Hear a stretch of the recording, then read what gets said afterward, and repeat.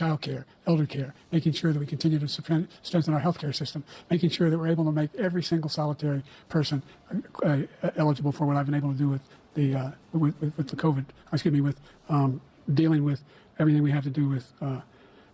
Look, if we finally beat Medicare. Thank you, President Biden. President Trump?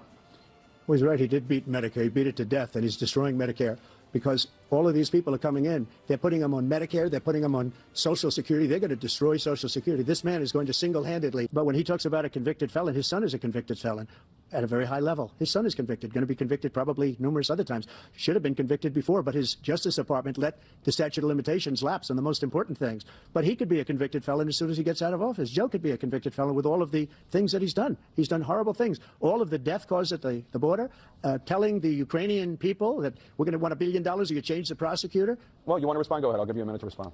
The idea that I did anything wrong relative to what you're talking about is outrageous. It's simply a lie, number one. Number two, the idea that you have a right to seek retribution against any American just because you're president is wrong. It's simply wrong. No president's ever spoken like that before. No president in our history has spoken like that before. Number three, the crimes that you are still charged with, and think of all the civil penalties you have. How many billions of dollars do you owe in civil penalties for molesting a woman in public, for doing a whole range of things, of having sex with a porn star on the night while your wife was pregnant? I mean, what are you talking about? You have the morals of an alley cat. Give me a minute, Yo, baby, drop everything. Number two. Hey, look, I'll be real honest with you, right? Biden's pulling it back, but my God, did he start from a really low position?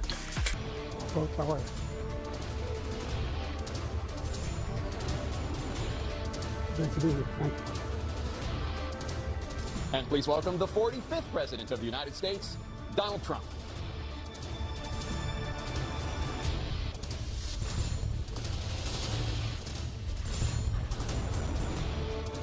Gentlemen, thanks so much for being here. Let's begin the debate, and let's start with the issue that voters consistently say is their top concern, the economy. President Biden, inflation has slowed, but prices remain high.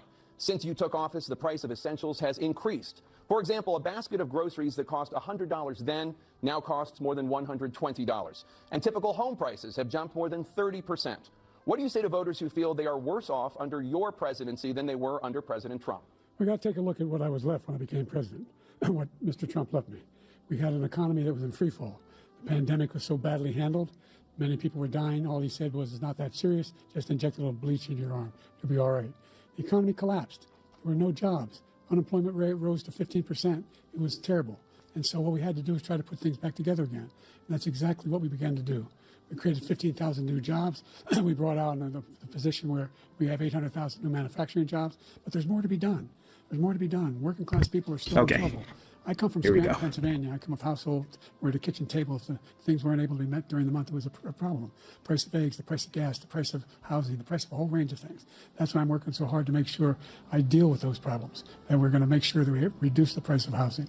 We're going to make sure we build 2 million new units. We're going to make sure we cap rents so corporate greed can't take over. The combination, what I was left with in corporate greed, is the reason why we're in this problem right now. In addition to that, we're in a situation where if you take a look at all that was done in his administration, he didn't do much at all. By the time he left, things were in chaos, literally chaos. And so we put things back together. We created, I said, those jobs. We make sure we had a situation where we brought down the price of prescription drugs, which is a major issue for many people, to $15 for an insulin shot as opposed to $400. No senior has to pay more than $200 for any drug, all the drugs they can include beginning next year. And the situation is, and we're going to make that available to everybody, to all Americans. So we're working to bring down the price around the kitchen table, and that's what we're going to get done. Thank you. President Trump? We have the greatest economy in the history of our country. We have never done so well. Everybody was amazed by it. Other countries were copying us. We got hit with COVID. And when we did, we spent the money necessary so we wouldn't end up in a Great Depression, the likes of which we had in 1929. By the time we finished, so we did a great job. We got a lot of credit for the economy, a lot of credit for the military, and no wars, and so many other things. Everything was rocking good.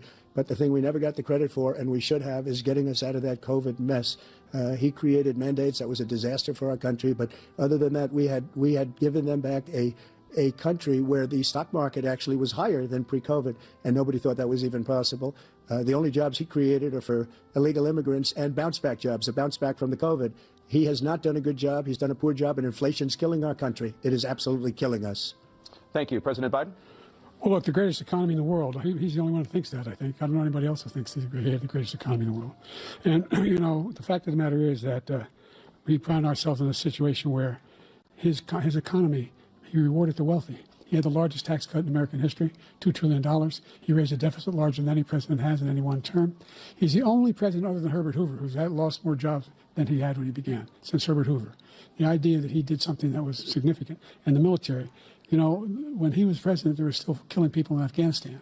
He didn't do anything about that. When he was president, we were still finding ourselves in a position where you had a notion that we were this safe country. The truth is, I'm the only president this century that doesn't have this decade, that doesn't have any troops dying anywhere in the world like he did. President Trump, I want to follow up if I can. Am I allowed to respond to him? Well, I'm going to ask you a follow-up. You can do whatever you want with the minute that we give you. I want to follow up. You want to impose a 10% tariff on all goods coming into the U.S. How will you ensure that that doesn't drive prices even higher? It's not going to drive them higher. It's just going to cost countries that have been ripping us off for years, like China and many others, in all fairness to China.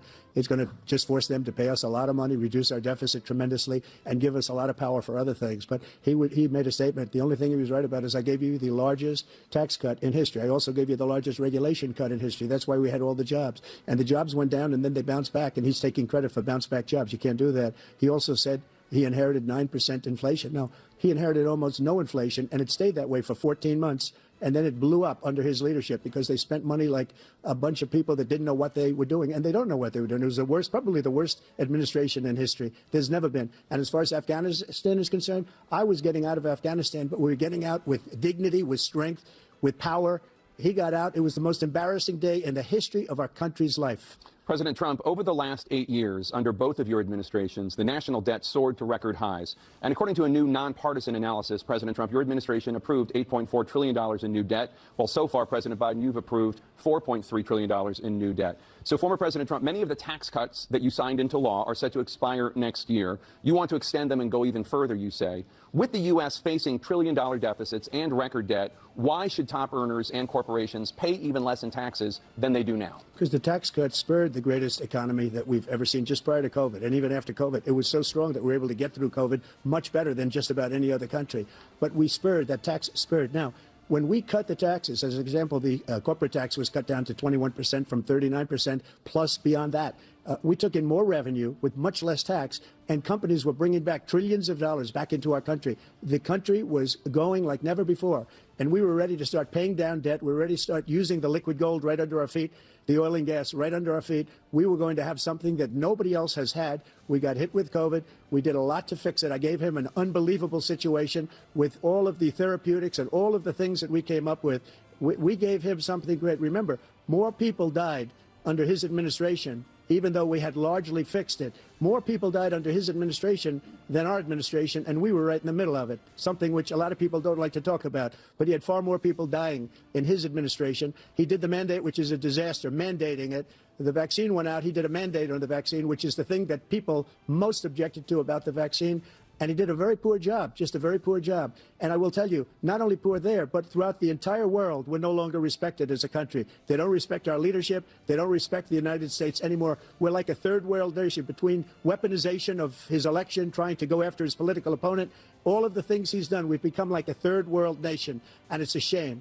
The damage he's done to our country, and I'd love to ask him, and will, why he allowed millions of people to come in here from prisons, jails, and mental institutions to come into our country and destroy our country. President Trump, we will get to immigration later in this block. President Biden, I want to give you an opportunity to respond to this question about the national debt. He had the largest national debt of any president in a 4-year period, number one. Number two, that $2 trillion tax cut benefited the very wealthy. What I'm going to do is fix the tax system. For example, we have 1,000 trillionaires in America. Billionaires in America. And what's happening? They're in a situation where they, in fact, pay 8.2% in taxes. If they just paid 24%, 25%, either one of those numbers, they'd raise $500 billion, I should say, in a 10-year period. We'd be able to wipe out his debt. We'd be able to help make sure that all those things we need to do, child care, elder care, making sure that we continue to strengthen our health care system, making sure that we're able to make every single solitary person eligible for what I've been able to do with the with the COVID, with dealing with everything we have to do with, look, if we finally beat Medicare. Thank you, President Biden. President Trump? Well, he's right. He did beat Medicare. He beat it to death, and he's destroying Medicare because all of these people are coming in. They're putting them on Medicare. They're putting them on Social Security. They're going to destroy Social Security. This man is going to single-handedly destroy Social Security. These millions and millions of people coming in, they're trying to put them on Social Security. He will wipe out Social Security. He will wipe out Medicare. So he was right in the way he finished that sentence. And it's a shame. What's happened to our country in the last 4 years is not to be believed. Foreign countries, I'm friends with a lot of people, they cannot believe what happened to the United States of America. We're no longer respected. They don't like us. We give them everything they want, and they think we're stupid. They think we're very stupid people. What we're doing for other countries, and they do nothing for us. What this man has done is absolutely criminal. Thank you, President Trump. Dana? This is the first presidential election since the Supreme Court overturned Roe v. Wade. This morning, the court ruled on yet another abortion case, temporarily allowing emergency abortions to continue in Idaho, despite that state's restrictive ban. Former President Trump, you take credit for the decision to overturn Roe v. Wade, which returned the issue of abortion to the states. Correct. However, the federal government still plays a role in whether or not women have access to abortion pills.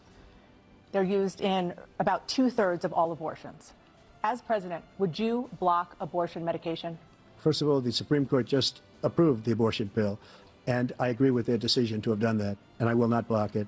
And if you look at this whole question that you're asking, complex but not really complex. 51 years ago, you had Roe v. Wade, and everybody wanted to get it back to the states. Everybody, without exception. Democrats, Republicans, liberals, conservatives, everybody wanted it back. Religious leaders. And what I did is I put 3 great Supreme Court justices on the court, and they happened to vote in favor of killing Roe v. Wade and moving it back to the states. This is something that everybody wanted. Now, 10 years ago or so, they started talking about how many weeks and how many this, getting into other things. But every legal scholar throughout the world, the most respected, wanted it brought back to the states. I did that. Now the states are working it out. If you look at Ohio, it was a decision that was an end result that was a little bit more liberal than you would have thought. Kansas, I would say the same thing. Texas is different. Florida is different. But they're all making their own decisions right now. And right now, the states control it. That's the vote of the people. Like Ronald Reagan, I believe in the exceptions. I am a person that believes. And frankly, I think it's important to believe in the exceptions. Some people, you have to follow your heart. Some people don't believe in that. But I believe in the exceptions for rape, incest, and the life of the mother. I think it's very important. Some people don't. Follow your heart. But you have to get elected also. And because that has to do with other things. You got to get elected. The problem they have is they're radical because they will take the life of a child in the 8th month, the 9th month, and even after birth. After birth, if you look at the former governor of Virginia, he was willing to do this. He said, we'll put the baby aside and we'll determine what we do with the baby, meaning we'll kill the baby. What happened is we brought it back to the states, and the country is now coming together on this issue. It's been a great thing. Thank you. President Biden? It's been a terrible thing, what you've done. The fact is that the vast majority of constitutional scholars supported Roe when it was decided. Supported Roe. And that's this idea that they're all against it is just ridiculous. And this is the guy who says the state should be able to have it. We're in a state where in 6 weeks, you don't even know whether you're pregnant or not, but you cannot see a doctor and have him decide on what your circumstances are, whether you need help. The idea that states are able to do this is a little like saying we're going to turn civil rights back to the states. Let each state have a different rule. Look, there's so many young women who have been, including a young woman who just was murdered, and he went to the funeral. The idea that she was murdered by an immigrant coming in. They talk about that, but here's the deal: there's a lot of young women who are being raped by their in-laws, by their spouses, brothers and sisters. It's just ridiculous, and they can do nothing about it. And they try to arrest them when they cross state lines. Thank you.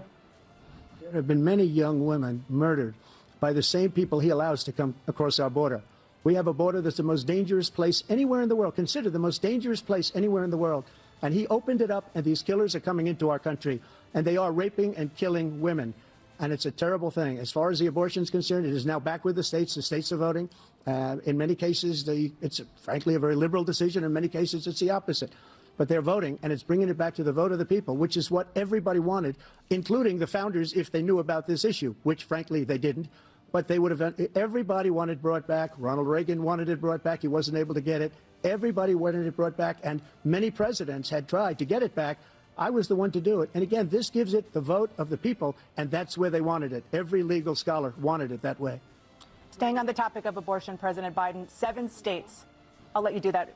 This is the same topic. 7 states have no legal restrictions on how far into a pregnancy a woman can obtain an abortion.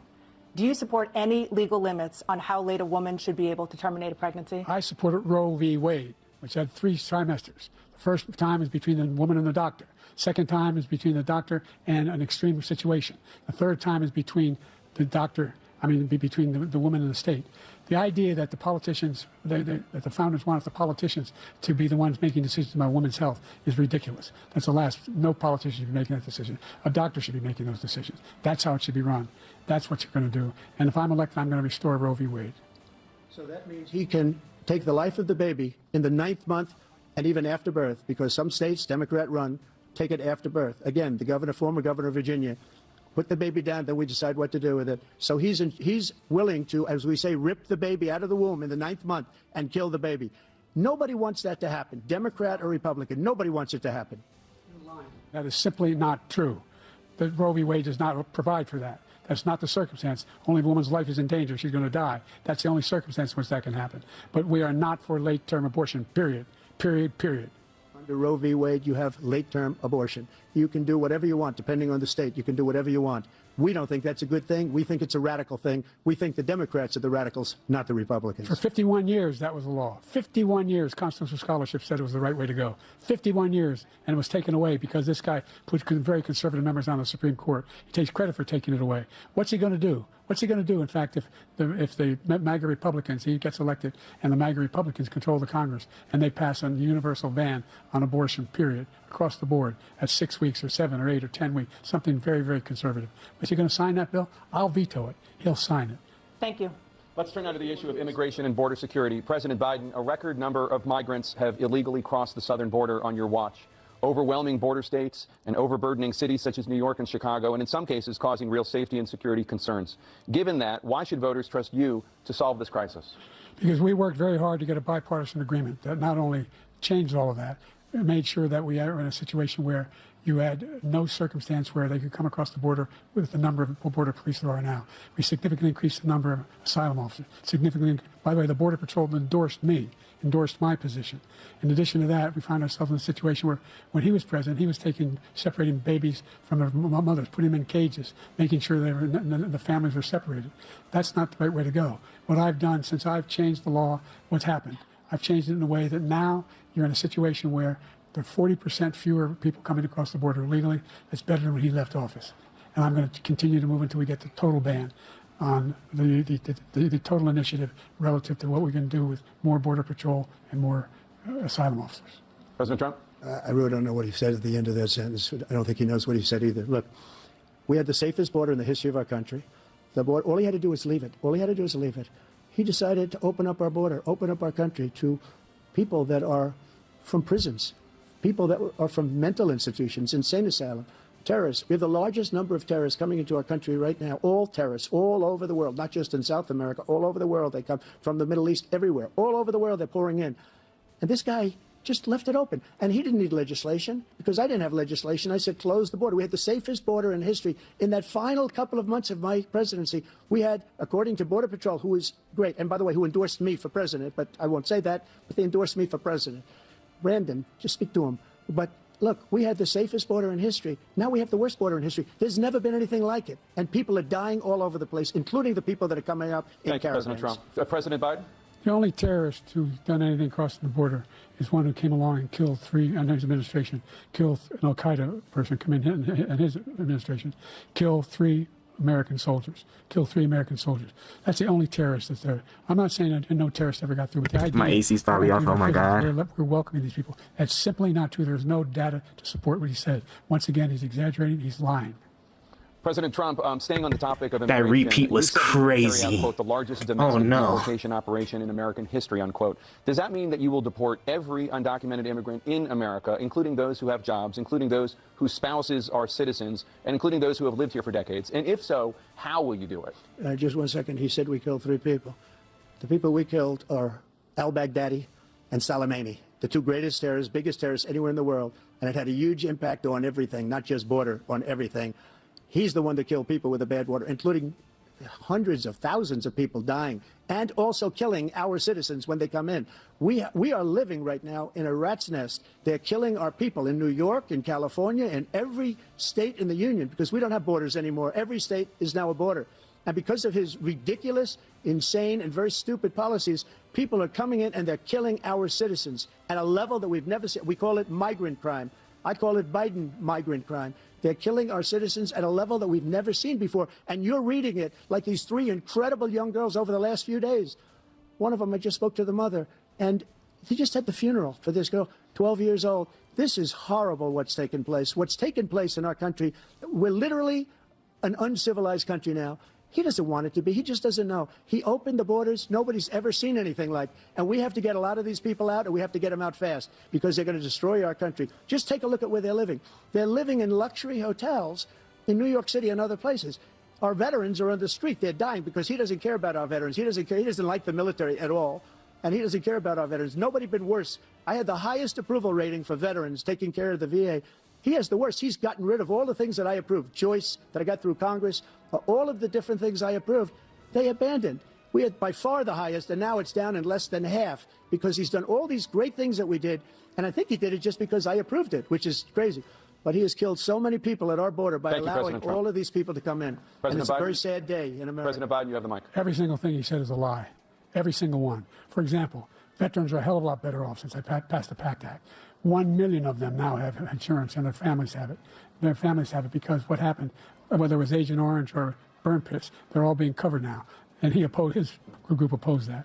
We're also in a situation where we have great respect for veterans. My son spent a year in Iraq, living right next to one of those burn pits, came back with stage 4 glioblastoma. I was recently in France for D-Day, and I spoke all about those heroes that died. I went to the World War I cemetery he refused to go to. He was standing with his 4-star general, and he told me, he said, I don't want to go in there because they're a bunch of losers and suckers. My son was not a loser, was not a sucker. You're the sucker. You're the loser. President Trump? First of all, that was a made-up quote, suckers and losers. They made it up. It was in a third-rate magazine that's failing, like many of these magazines. He made that up. He put it in commercials. We've notified him. We had 19 people that said I didn't say it. And think of this. Who would say I'm at a cemetery or I'm talking about our veterans? Because nobody's taken better care. I'm so glad this came up, and he brought it up. There's nobody that's taken better care of our soldiers than I have. To think that I would, in front of generals and others, say suckers and losers. We have 19 people that said it was never said by me. It was made up by him, just like Russia was made up, just like the 51 intelligence agents are made up, just like the new thing with the 16 economists are talking. It's the same thing. 51 intelligence agents said that the laptop was Russia disinformation. It wasn't. That came from his son, Hunter. It wasn't Russia disinformation. He made up the suckers and losers, so he should apologize to me right now. 4-star general standing to your side who was on your staff who said you said it, period. That's number one. And number two, the idea that I have to apologize to you for anything along the line. We've done more for veterans than any president has in American history. And they now are in their family. The only sacred obligation we have as a country is to care for our veterans when they come home and their families and equip them when they go to war. That's what we're doing. That's what the VA is doing now. They're doing more for veterans than ever before in our history. All right, thank you so much. Let's move to the topic of foreign policy. I want to begin with Russia's war against Ukraine, which is now in its third year. Former President Trump, Russian President Vladimir Putin says he'll only end this war if Russia keeps the Ukrainian territory it has already claimed and Ukraine abandons its bid to join NATO. Are Putin's terms acceptable to you? First of all, our veterans and our soldiers can't stand this guy. They can't stand him. They think he's the worst commander-in-chief, if that's what you call him, that we've ever had. They can't stand him. So let's get that straight. And they like me more than just about any of them. And that's based on every single bit of information. As far as Russia and Ukraine, if we had a real president, a president that was respected by Putin, he would have never invaded Ukraine. A lot of people are dead right now, much more than people know. You know, they talk about numbers. You can double those numbers, maybe triple those numbers. He did nothing to stop it. In fact, I think he encouraged Russia from going in.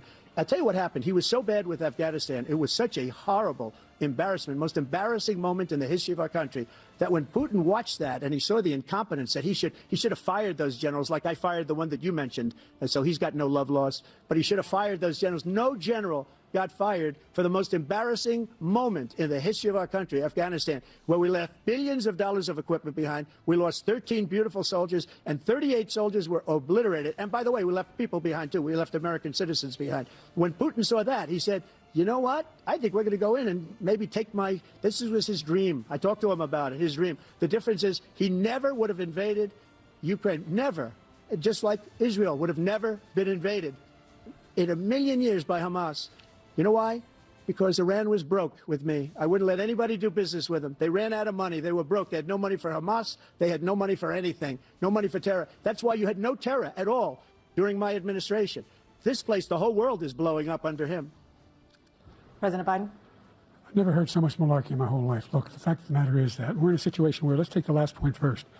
Iran attacked American troops, caused brain damage for a number of these troops, and he did nothing about it recently, not when he was president. They attacked. He said they're just having headaches. That's all it is. He didn't do a thing when the attack took place, number one. Number two, we got over 100,000 Americans and others out of Afghanistan during that airlift.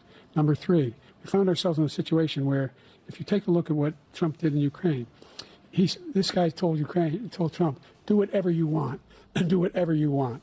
And that's exactly what Trump did to Putin, encourage him, do whatever you want. And he went in. And listen to what he said when he went in.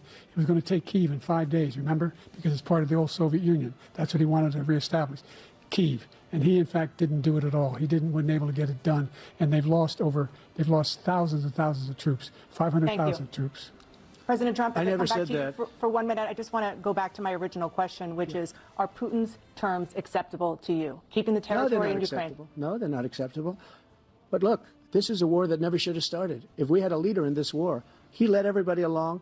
He's given $200 billion now or more to Ukraine. He's given $200 billion. That's a lot of money. I don't think there's ever been anything like it. Every time that Zelensky comes to this country, he walks away with $60 billion. He's the greatest salesman ever. And I'm not knocking him. I'm not knocking anything. I'm only saying the money that we're spending on this war, and we shouldn't be spending, it should have never happened. I will have that war settled between Putin and Zelensky as president-elect before I take office on January 20th. I'll have that war settled. People being killed so needlessly, so stupidly, and I will get it settled, and I'll get it settled fast before I take office. President Biden, you have a minute. The fact is that Putin is a war criminal. He's killed thousands and thousands of people. And he has made one thing clear. He wants to reestablish what was part of the Soviet Empire, not just a piece. He wants all of Ukraine. That's what he wants. And then do you think he'll stop there? Do you think he'll stop when if he takes Ukraine? What do you think happens to Poland? What do you think of Belarus? What do you think happens to those NATO countries? And so if you want a war, you ought to find out what he's going to do, because if in fact he does what he says and walks away, and by the way, all that money we give Ukraine and from weapons we make here in the United States, we give them the weapons, not the money at this point. And our NATO allies have produced as much funding for Ukraine as we have. That's why we're strong. Thank you. Moving on to the Middle East. In October, Hamas attacked Israel, killing more than 1,000 people and taking hundreds of hostages. Among those held and thought to still be alive are 5 Americans. Israel's response has killed thousands of Palestinians and created a humanitarian crisis in Gaza. President Biden, you've put forward a proposal to resolve this conflict, but so far Hamas has not released the remaining hostages, and Israel is continuing its military offensive in Gaza.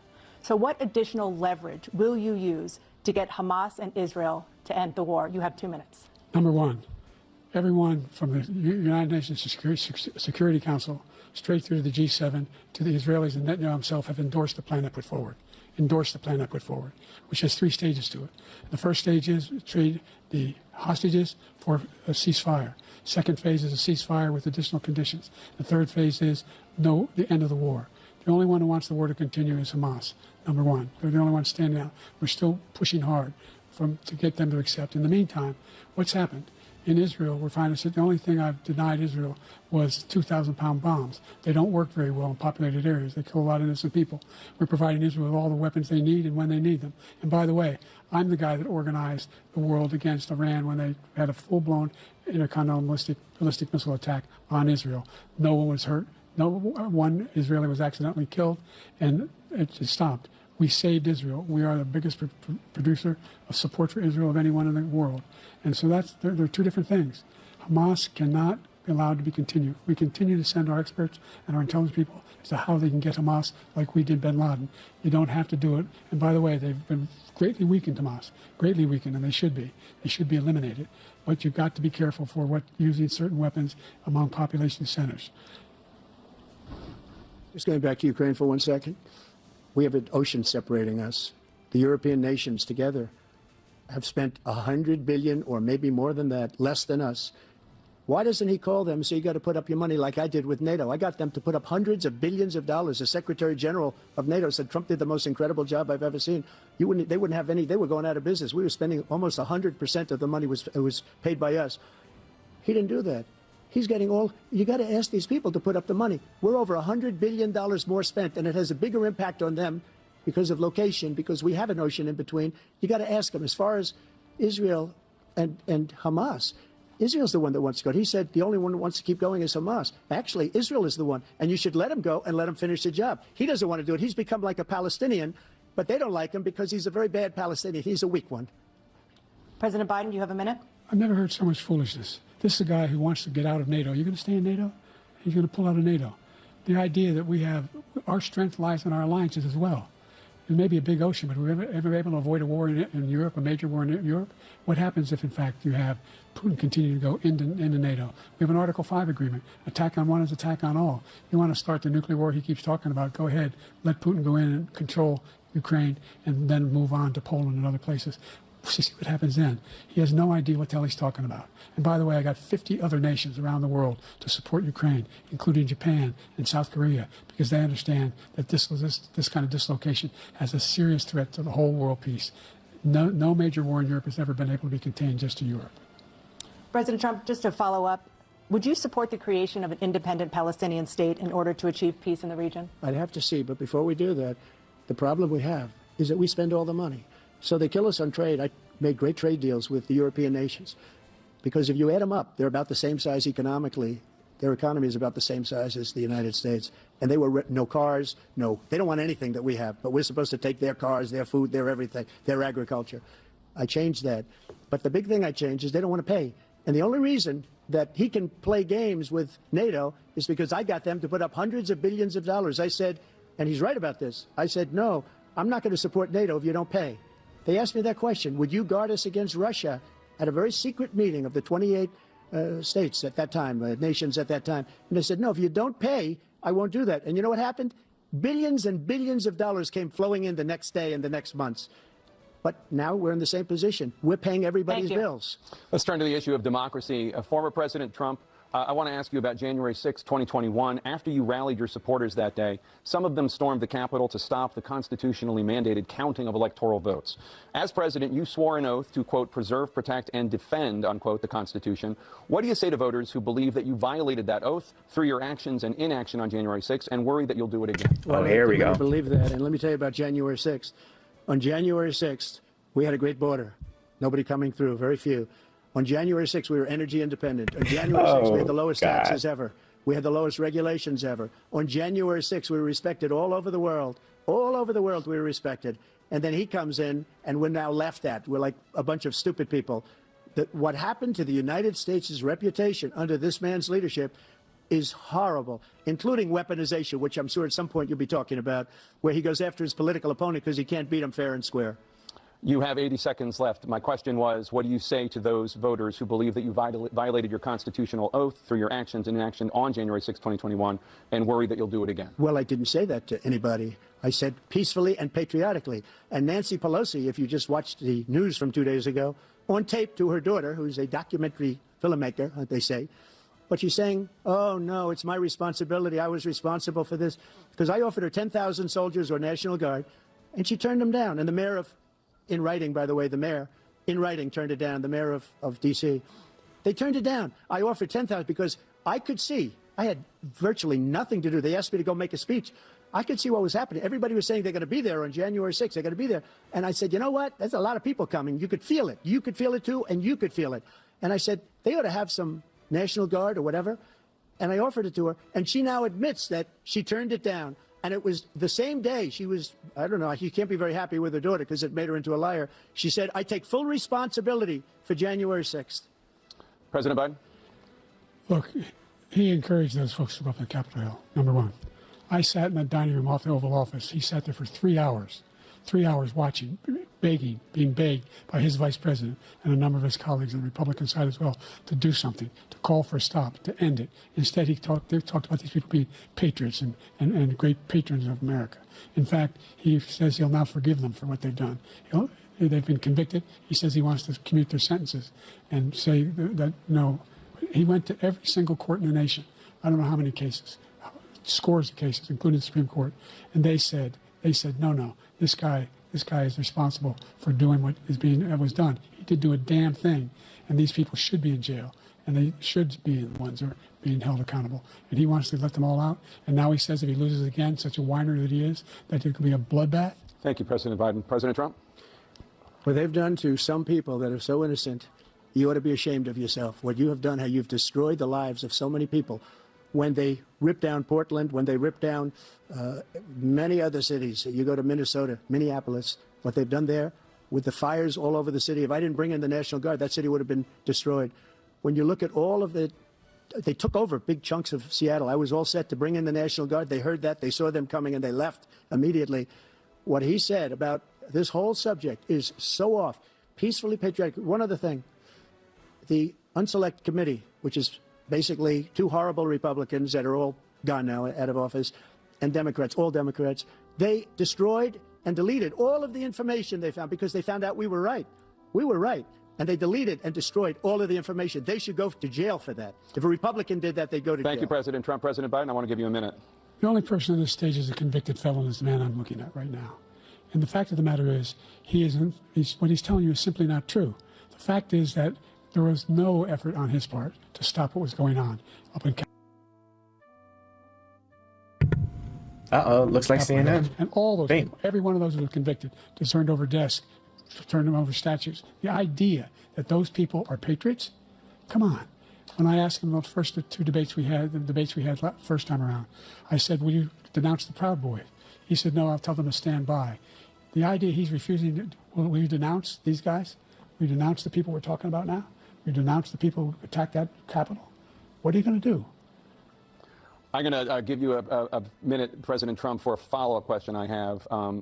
After a jury convicted you of 34 felonies last month, you said if reelected, you would, quote, have every right to go after, unquote, your political opponents. You just talked about members of the Select Committee on January 6th going to jail. Your main political opponent is standing on stage with you tonight. Can you clarify exactly what it means about you feeling you have every right to go after your political opponents? Well, I said my retribution is going to be success. We're going to make this country successful again, because right now it's a failing nation. My retribution is going to be success. But when he talks about a convicted felon, his son is a convicted felon at a very high level. His son is convicted, going to be convicted probably numerous other times.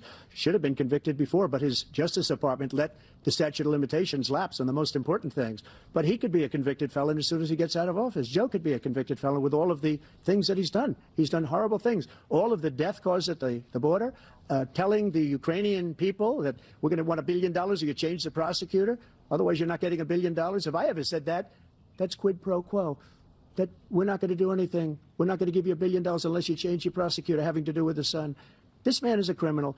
This man, you're lucky. You're lucky. I did nothing wrong. We'd have a system that was rigged and disgusting. I did nothing wrong. Thank you, President Trump. President Biden, you have said, I'm coming right to you, sir. You want to respond? Go ahead. I'll give you a minute to respond. The idea that I did anything wrong relative to what you're talking about is outrageous. It's simply a lie, number one. Number two, the idea that you have a right to seek retribution against any American just because you're president is wrong. It's simply wrong. No president's ever spoken like that before. No president in our history has spoken like that before. Number three, the crimes that you are still charged with, and think of all the civil penalties you have. How many billions of dollars do you owe in civil penalties for molesting a woman in public, for doing a whole range of things, of having sex with a porn star on the night while your wife was pregnant? I mean, what are you talking about? You have the morals of an alley cat. Give me a minute, sir. Go, baby, drop everything. Number two, that was a case that was started and moved. They moved a high-ranking official, a DOJ, into the Manhattan DA's office to start that case. That case is going to be appealed and won. We had a very terrible judge, a horrible judge, Democrat. The prosecutor were all high-ranking Democrats, appointed people, and both the civil and the criminal. He basically went after his political opponent because he thought it was going to damage me. But when the public found out about these cases, because they understand it better than he does, he has no idea what these cases are. But when they found out about these cases, you know what they did? My poll numbers went up way up. You know that because you're reporting it. And we took in more money in the last 2 weeks than we've ever taken in the history of any campaign. I don't think any campaign has ever taken. Hundreds of millions of dollars came pouring in because the public knows it's a scam and it's a guy that's after his political opponent because he can't win fair and square. Thank you, President Trump. President Biden, you have said, quote, Donald Trump and his MAGA Republicans are determined to destroy American democracy. Do you believe that the tens of millions of Americans who are likely to vote for President Trump will be voting against American democracy? The more they know about what he's done, yes. The more they know about what he's done. And there's a lot more coming. He's got a lot of cases down the road coming around. He's got a whole range of issues he has to face. I don't know what the juries will do, but I do know he has a real problem. And so the fact that, did you ever think you heard any president say that I'm going to seek retribution? Did you ever hear any president say that I thought Hitler had some good ideas? What got me involved to run in the first place after my son had died, I decided in Iraq, because of Iraq, I said I wasn't going to run again until I saw what happened in Charlottesville, Virginia. People coming out of the woods carrying swastikas, torches, and singing the same anti-Semitic bile they sang when back in Germany. And the young woman got killed. I spoke to the mother, and they asked him. They said, "What do you think of those people? The ones who got killed, the one who tried to stop it, and the ones," he said, "I think they're fine people on both sides." What American president would ever say? Nazis coming out of fields carrying torches, singing the same anti-Semitic bile, carrying swastikas, were fine people. And this is a guy who says Hitler's done some good things. I'd like to know what they are. The good things Hitler's done, that's what he said. This guy has no sense of American democracy. President Trump. Jake, both of you know that story has been totally wiped out because when you see the sentence, it said 100% exoneration on that. So he just keeps it going. He says he ran because of Charlottesville. He didn't run because of Charlottesville. He ran because it was his last chance. He's not equipped to be president. You know it, and I know it. It's ridiculous. We have a debate. We're trying to justify his presidency. His presidency is, without question, the worst presidency in the history of our country. We shouldn't be having a debate about it. There's nothing to debate. He made up the Charlottesville story, and you'll see it's debunked all over the place. Every reasonable anchor has debunked it. And just the other day it came out where it was fully debunked. It's a nonsense story. He knows that, and he didn't run because of Charlottesville. He used that as an excuse to run. President Biden. And debunked. It happened. All you have to do is listen to what was said at the time. And the idea that somehow that's the only reason I ran because I was worried a guy like this guy could get elected. If he thought they were good people coming out of that forest, carrying those woods, carrying those torches, then he didn't deserve to be president. Didn't deserve to be president at all. And the idea that he's talking about all this being fabricated, we saw with our own eyes. We saw what happened on January 6th. We saw the people breaking through the windows. We saw people occupying his own vice president. Look, there's a reason why 40 of his 44 top cabinet officers refused to endorse him this time. His vice president hasn't endorsed him this time. So why? Why? They know him well. They serve with him. Why are they not endorsing him? Thank you, President Biden. We're going to be right back with more from the CNN presidential debate. Oh my God, man. That stuff is just... Bruh. That stuff was just... Oh my God, that was just brutal. That was tough. Oh man. It seems like hey, look, I'll be real honest with you, right? Biden's pulling it back, but my God, did he start from a really low position? The moment, oh my God, bro. The moment he said that he's beating the hell out of Medicare, man, that was man, that was it. That was it. I was like, man, use those funds immediately. You don't know how I can see it now. How many clips are going to be just floating all around over that. Yeah, they're not gonna let him they ain't gonna let him put that one down, especially if it ends up being like you know like some technical thing makes it that Medicare or Medicaid is like difficult for people, whatever. They're gonna be like, hey, it was in his own words. He said he beat the hell out of it, But man, that shit's too. Let me go through these clips, see what I got going on. Let's see, Trump. Yeah, so Trump's not being excited because like he's trying what he's doing. It's like the same thing with like with what's the girl's name, man? Hillary, right? Where he was much more tempered in control. Oh shoot, dang. Oh yeah, I'm about to die now. But he, more tempered in control, and that's just so that way he can also start grabbing the people that think he's too erratic or can't control himself or just be like shooting from the hip, whatever it is.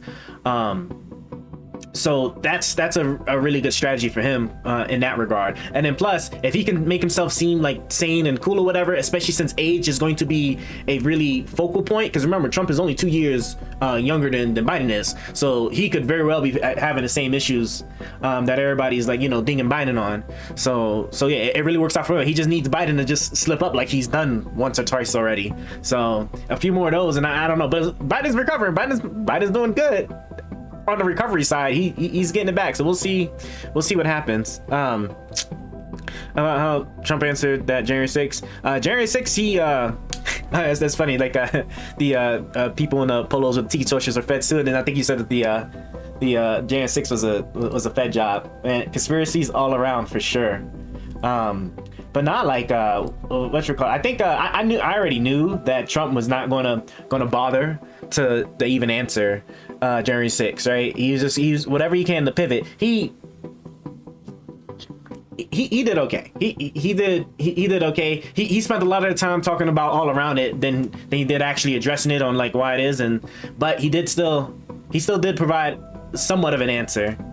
I'm just trying to think, just because I think the overall strategy is to give. What I think they might generally be doing is they might be banking on like Trump trying to give as little as possible in this debate and just hoping that Biden just fumbles enough to where it's just like it doesn't matter, right? Because as long as Trump doesn't say anything that's like vehemently false and Biden messes up once or twice, they're good. I mean, he's good. So certainly face again in a second term. All right, here we go. We're back. Black unemployment dropped to a record low under your presidency. Black families still earn far less than white families. Black mothers are still 3 times more likely to die from pregnancy-related causes, and Black Americans are imprisoned at 5 times the rate of white Americans. What do you say to Black voters who are disappointed that you haven't made more progress? They acknowledge they made a lot of progress, number one. The fact of the matter is there's more small Black businesses that have been started than any time in history. Number two, the wages of Black unemployment is the lowest level it's been in a long, long time. Number three, we're trying to provide housing for Black Americans and dealing with the segregation that exists among these corporations that collude to keep people out of their houses. And in addition to that, we find that the impact on the choice that Black families have to make relative to child care is incredibly difficult. When we did the first major piece of legislation in the past, yeah, he's coming back. He's coming back. Black child care costs, cut them in half. We got to make sure we provide for child care costs. We got to make sure because when you provide those child care protections, you increase economic growth because more people can be in the job market. So there's more to be done, considerably more to be done. But we've done a great deal so far, and I'm not letting up, and they know it. You have 49 seconds left. What do you say to Black voters who are disappointed with the progress so far? I say I don't blame them for being disappointed. Inflation is still hurting them badly. For example, I provided for the idea that any Black family, first-time home buyer, should get a $10,000 tax credit to be able to buy their first home so they can get started. I made sure that we're in a situation where all those Black families and those Black individuals who had to take out student loans that were ballooning, that if they were engaged in nursing, and anything having to do with volunteerism, if they paid their bills for 10 years on their student debt, all the rest was forgiven after 10 years. Millions have benefited from that. And we're going to do a whole lot more for Black families. Thank you, President Trump. And he caused the inflation. He's blaming inflation, and he's right, it's been very bad. He caused the inflation, and it's killing Black families and Hispanic families and just about everybody. It's killing people. They can't buy groceries anymore. They can't. You look at the cost of food where it's doubled and tripled and quadrupled. They can't live. They're not living anymore. He caused this inflation. I gave him a country with essentially no inflation. It was perfect. It was so good. All he had to do is leave it alone. He destroyed it with his Green New scam and all this money that's being thrown out the window. He caused inflation.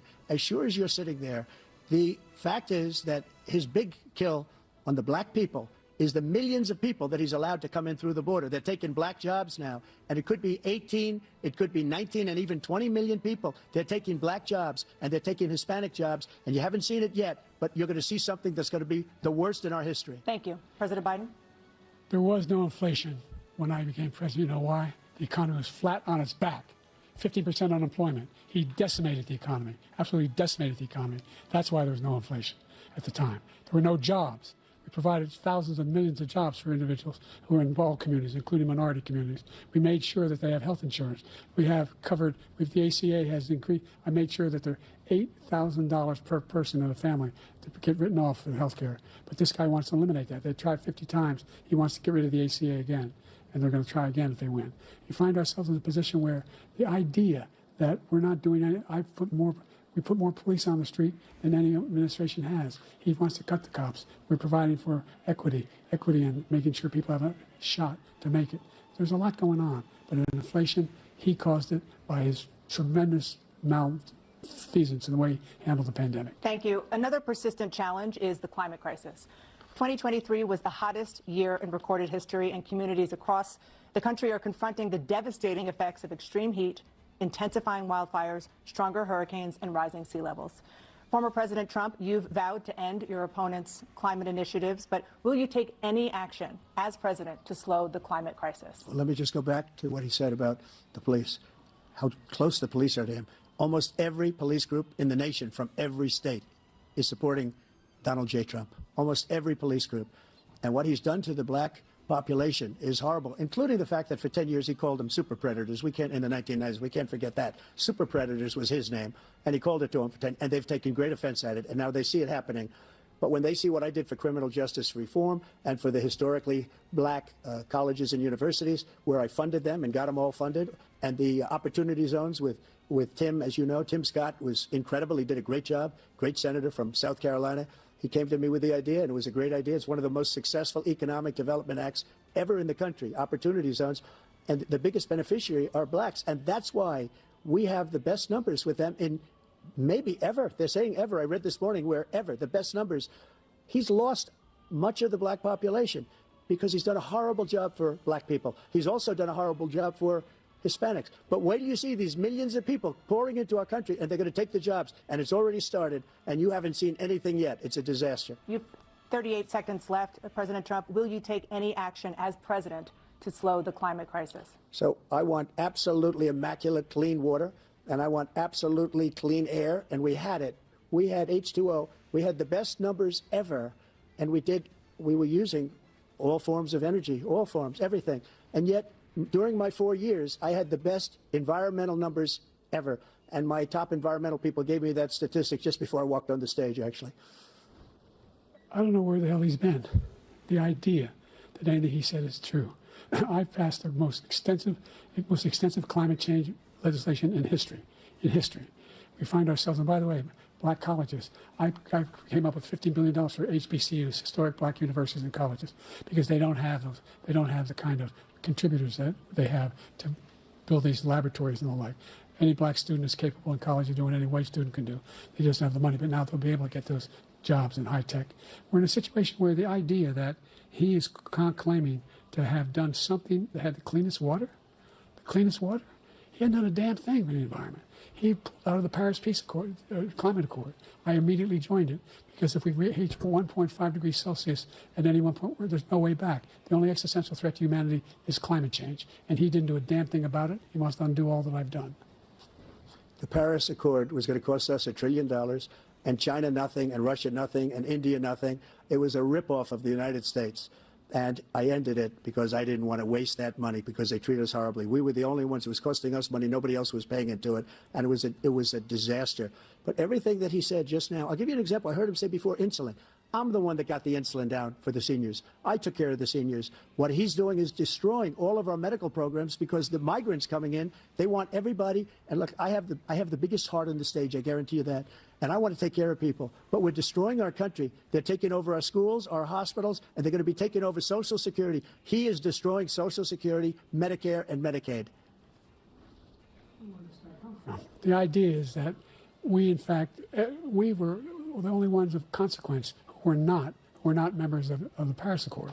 How can we do anything if we're not able to? The United States can't get its pollution under control. One of the largest polluters in the world, number one. We're making significant progress. By 2035, we will have cut pollution in half.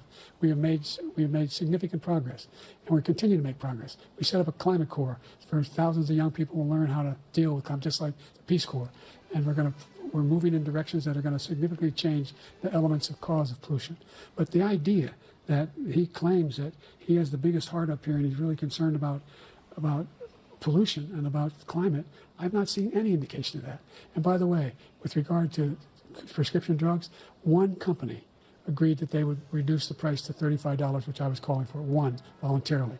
I made sure every company in the world, every pharmaceutical company, cannot have to pay. Thank you. And by the way, So every day, millions of Americans struggle just to make ends meet. For many older Americans, Social Security provides a critical lifeline. President Biden, if nothing is done to Social Security, seniors will see their benefits cut in just over 10 years. Will you name tonight one specific step that you're willing to take to keep Social Security solvent? yes, make the very wealthy begin to pay their fair share.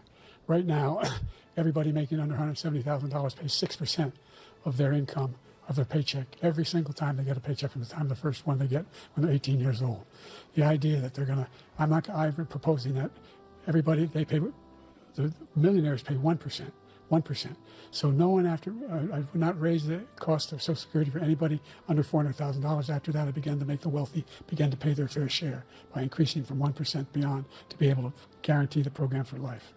So you still have 82 seconds left. Are there any other measures that you think that would be able to help keep Social Security solvent, or is that one enough? Well, no, that one enough will keep it solvent. But the biggest thing will do if we defeat this man, because he wants to get rid of Social Security. He thinks there's plenty to cut in Social Security. He's wanted to cut Social Security and Medicare both times. And that's what, and if you look at the program put forward by the House Republican caucus that he, I believe, supports, is in fact want to cut it as well. The idea that we don't need to protect our seniors is ridiculous. And by the way, the American public has greater health care coverage today than ever before. And on the ACA, as I said, you're in a circumstance where 400,000 people, 40 million people would not have insurance because they have a pre-existing condition. The only thing that allows them to have that insurance is the fact that they, in fact, are part of the ACA.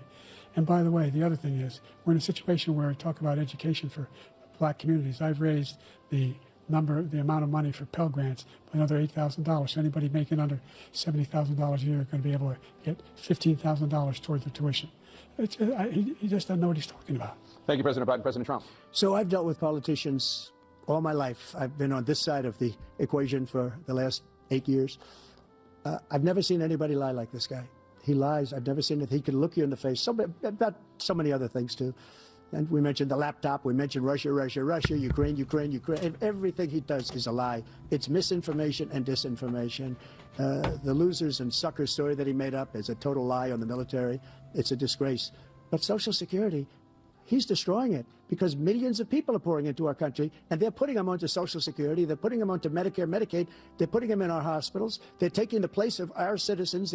What they're doing to the VA, to our veterans, is unbelievable. Our veterans are living in the street, and these people are living in luxury hotels. He doesn't know what he's doing, and it's really coming back. I've never seen such anger in our country before. President Biden. The idea that veterans are not being taken care of, I told you before. And by the way, when I said suckers and losers, he acknowledged after that he fired that general. That general got fired because he's the one that acknowledged that that's what he said. He was the one standing with Trump when he said it, number one. Number two, the idea that we're going to be in a situation where all these millions and millions, the way he talks about it, illegal aliens are coming into the country and taking away our jobs. There's a reason why we have the fastest growing economy in the world, the reason why we have the most successful economy in the world. We're doing better than any other nation in the world.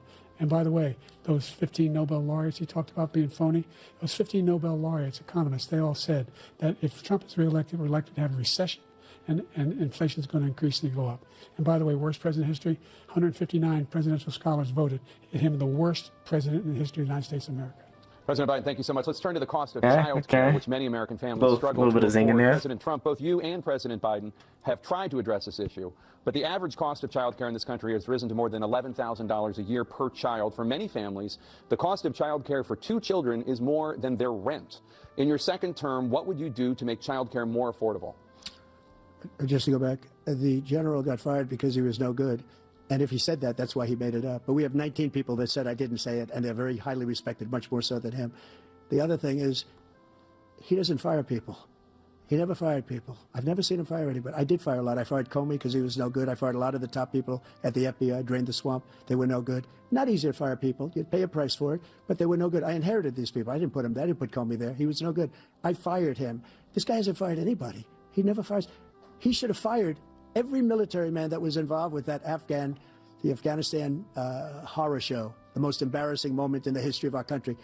He didn't fire. Did you fire anybody? Did you fire anybody that's on the border, that's allowed us to have the worst border in the history of the world? Did anybody get fired for allowing 18 million people, many from prisons, many from mental institutions? Did you fire anybody that allowed our country to be destroyed? Joe, our country is being destroyed as you and I sit up here and waste a lot of time on this debate. This shouldn't be a debate. He is the worst president. He just said about me because I said it. But look, he's the worst president in the history of our country. He's destroyed our country. Now all of a sudden he's trying to get a little tough on the border. He came out with a nothing deal, and it reduced it a little bit, like this much. It's insignificant. He wants open borders. He wants our country to either be destroyed or he wants to pick up those people as voters. And I don't think we just can't let it happen. If he wins this election, our country doesn't have a chance, not even a chance, of coming out of this rut. We probably won't have a country left anymore. That's how bad it is. He is the worst in history by far. Thank you, President Trump. President Biden? We're the most admired country in the world. We're the United States of America. There's nothing beyond our capacity. We have the finest military in the history of the world, the finest in the history of the world. No one thinks we're weak. No one wants to screw around with us. Nobody, number one. Number two, the idea that we're talking about worst presidents. I wasn't joking. Look it up or go online. 159 or 58, don't hold me the exact number, presidential historians, they've had meetings and they voted who's the worst president in American history, one through best to worst. They said he was the worst in all of American history. That's a fact. That's not conjecture. He can argue they're wrong, but that's what they voted. The idea that he is doing anything to deal with child care, he did for virtually nothing to child care. We should significantly increase the child care tax credit. We should significantly increase the availability of women and men or single parents to be able to go back to work, and we should encourage businesses to have. Thank you, President Biden. Facilities. President Trump, the question was about what would you do to make child care more affordable, if you want to take your minute. Just so you understand, we have polling, we have other things that they rate him the worst because what he's done is so bad. And they rate me, I'll show you, I will show you, and they rate me one of the best, okay? And if I'm given another 4 years, I will be the best. I think I'll be the best. Nobody's ever created an economy like us. Nobody ever cut taxes like us. He's the only one I know. He wants to raise your taxes by 4 times. He wants to raise everybody's taxes by 4 times. He wants the Trump tax cuts to expire. So everybody, including the two of you, are going to pay 4 to 5 times. Nobody ever heard of this before. All my life, I grow up and I see politicians talking about cutting taxes. When we cut taxes, as I said, we did more business. Apple and all these companies, they were bringing money back into our country. The worst president in history by far, and everybody knows it. President Biden? Look, the fact of the matter is that he's dead wrong about, he's increased the tariff, he will increase the taxes on middle-class people. I said I'd never raise the tax on anybody making less than $400,000. I didn't. But this tariff is 10% tariffs. Everything coming in the country, you know what the economists say? That's going to cost the average American $2,500 a year more because they're going to have to pay the difference in food and all the things that we're importing. Number two, he's in a situation where he talks about how he has not raised, he somehow helped the middle class. The middle class have been devastated by you. Now you want a new tax cut of $5 trillion over the next 10 years, which is going to fundamentally bankrupt the country. You had the largest deficit of any president in American history, number one. Number two, you have not, in fact, made any contact, any progress with China. We are the lowest trade deficit with China since 2010. Thank you, President Biden. Thank you, President Biden. Let's discuss an epidemic impacting millions of Americans that both of you have made a top priority in your first term, the opioid crisis. And for both of you, the number of overdose deaths in this country has gone up. Under your term, it went up. Under your term, it has gone up. Former President Trump, despite the efforts that both of you have made, more than 100,000 Americans are dying from overdoses every year, primarily from fentanyl and other opioids. What will you do to help Americans right now in the throes of addiction who are struggling to get the treatment they need? To finish up, we now have the largest deficit in the history of our country under this guy. We have the largest deficit with China. He gets paid by China. He's a Manchurian candidate. He gets money from China. So I think he's afraid to deal with them or something. But do you notice he never took out my tariffs because we bring in so much money with the tariffs that I imposed on China. He never took them away. He can't because it's too much money. It's tremendous. And we saved our steel industries, and there was more to come. But he hasn't done that. But he hasn't cut the tariffs because he can't, because it's too much money. But he's got the largest deficit in the history of our country, and he's got the worst situation with China. China's going to own us if you keep allowing them to do what they're doing to us as a country. They are killing us as a country, Joe, and you can't let that happen. You're destroying our country. So, President Trump, you have 67 seconds left. The question was, what are you going to do to help Americans in the throes of addiction right now who are struggling to get the treatment they need? Jake, we were doing very well at addiction until the COVID came along. We had the 2.5, almost 3 years of like nobody's ever had before, any country, in every way. And then we had to get tough. And it was the drugs pouring across the border were, it started to increase. We got great equipment. We bought the certain dog that's the most incredible thing that you've ever seen, the way they can spot it. We did a lot. And we were getting very low numbers, very, very low numbers. Then he came along. The numbers, have you seen the numbers now? It's not only the 18 million people that I believe is even low because the gotaways, they don't even talk about gotaways, but the numbers of the amount of drugs and human trafficking in women coming across our border, the worst thing I've ever seen, at numbers that nobody's ever seen under him because the border's so bad. But the number of drugs coming across our border now is the largest we've ever had by far. President Trump, thank you. President Biden? Fentanyl and the byproducts of fentanyl went down for a while. And I wanted to make sure we use the machinery that can detect fentanyl, these big machines that roll over everything that comes across the border. And it costs a lot of money. That was part of this deal we put together, this bipartisan deal. More fentanyl machines, more be able to detect drugs, more numbers of agents, more numbers of all the people at the border. And when we had that deal done, he called his Republican colleagues and said, don't do it. It's going to hurt me politically. No, he never argued it's not a good bill. It's a really good bill. We need those machines. We need those machines. And we're coming down very hard in every country in Asia in terms of precursors for fentanyl. And Mexico is working with us to make sure they don't have the technology to be able to put it together. That's what we have to do. We need those machines. Thank you, President Biden. President Trump, and again, the question is about Americans in the throes of addiction right now struggling to get the treatment they need. Well, because this does pertain to it. He ended Remain in Mexico. He ended catch and release. I made it catch and release in Mexico, not catch and release here. We had so many things that we had done, hard negotiations with Mexico, and I got it all for nothing. It's just like when you have a hostage. We always pay $6 billion for a hostage. Every time we say a hostage. Now we have a hostage, a Wall Street Journal reporter, I think a good guy, and he's over there because Putin is laughing at this guy, probably asking for billions of dollars for the reporter. I will have him out very quickly as soon as I take office. Before I take office, I said by literally as soon as I win the election, I will have that reporter out. He should have had him out a long time ago, but Putin's probably asking for billions and billions of dollars because this guy pays it every time. We had 2 cases. We paid $6 billion for 5 people. I got 58 people out, and I paid essentially nothing. Thank you, President Trump. Dana? Let's turn to concerns that voters have about each of you. President Biden, you would be 86 at the end of your second term. How do you address concerns about your capability to handle the toughest job in the world well into your 80s? Well, first of all, I spent half my career being criticized as being the youngest person in politics. I was the second youngest person ever elected to the United States Senate, and now I'm the oldest. This guy's 3 years younger and a lot less competent. I think that just look at the record. Look at what I've done. Look how I've turned around the horrible situation he left me.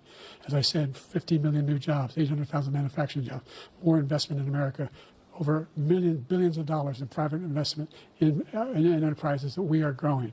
By the way, we brought off a lot of people. The whole idea of computer chips. We used to have 40% of the market. We invented those chips, and we lost it because he was sending people to find the cheapest jobs overseas and to bring home a product. So I went to South Korea. I convinced Samsung to invest billions of dollars here in the United States. And guess what? Those fabs, they call them, to build these chips, those fabs pay over $100,000. You don't need a college degree for them. And there's billions, about $40 billion already being invested and being built right now in the United States, creating significant jobs for Americans from all over the world. President Biden, you have 40 seconds left. Would you like to add anything? Yeah, I would. The idea that somehow we are this failing country. I never heard a president talk like this before. We're the envy of the world. Name me a single major country president who wouldn't trade places with the United States of America for all our problems and all our opportunities. We're the most progressive country in the world in getting things done. We're the strongest country in the world. We're a country in the world who keeps our word, and everybody trusts us, all of our allies, and those who he coddles up to, from Kim Jong-un, he sends love letters to, and Putin, etc. They don't want to screw around with us. Thank you. Former President Trump, to follow up, you would be 82 at the end of your second term. What do you say to voters who have concerns about your capabilities to serve? Well, I took 2 tests, cognitive tests. I aced them, both of them, as you know. We made it public. He took none. I'd like to see him take one, just one, a real easy one. Like go through the first 5 questions. He couldn't do it. But I took 2 cognitive tests. I took physical exams every year. And, you know, we knock on wood wherever we may have wood. that I'm in very good health. I just won 2 club championships, not even senior, 2 regular club championships. To do that, you have to be quite smart, and you have to be able to hit the ball a long way, and I do it. He doesn't do it. He can't hit a ball 50 yards. He challenged me to a golf match. He can't hit a ball 50 yards. I think I'm in very good shape. I feel that I'm as in good a shape as I was 25, 30 years ago. Actually, I'm probably a little bit lighter, but I'm in as good a shape as I was years ago. I feel very good. I feel the same. But I was willing to take a cognitive test, and you know what? If I didn't do well, I aced him. Dr. Ronnie Jackson, who's a great guy when he was White House doctor, and then I took another one, a similar one, and one of them said they'd never seen anybody ace him. Thank you. President Biden? You can see he is 6'5" and only 223 pounds, or 235 pounds. Well, you said 6'4", 200. Well, anyway, that's what anyway, just take a look at what he says he is, and take a look at what he is. Look, I'd be happy to have a driving contest with him. The reason I got my handicap, which when I was vice president, down to a 6. But by the way, I told you before, I'm happy to play golf if you carry your own bag. Think you can do it? That's the biggest lie. He's a 6 handicap of all. I was at 8 handicap. Yeah. 8. Never. But I had, you know how many? I've seen you swing. I know you swing. Okay, let's not act like children. President Trump, we're going to 21 turn Let's not act like children. You are to a a child. specific concern that voters have about you.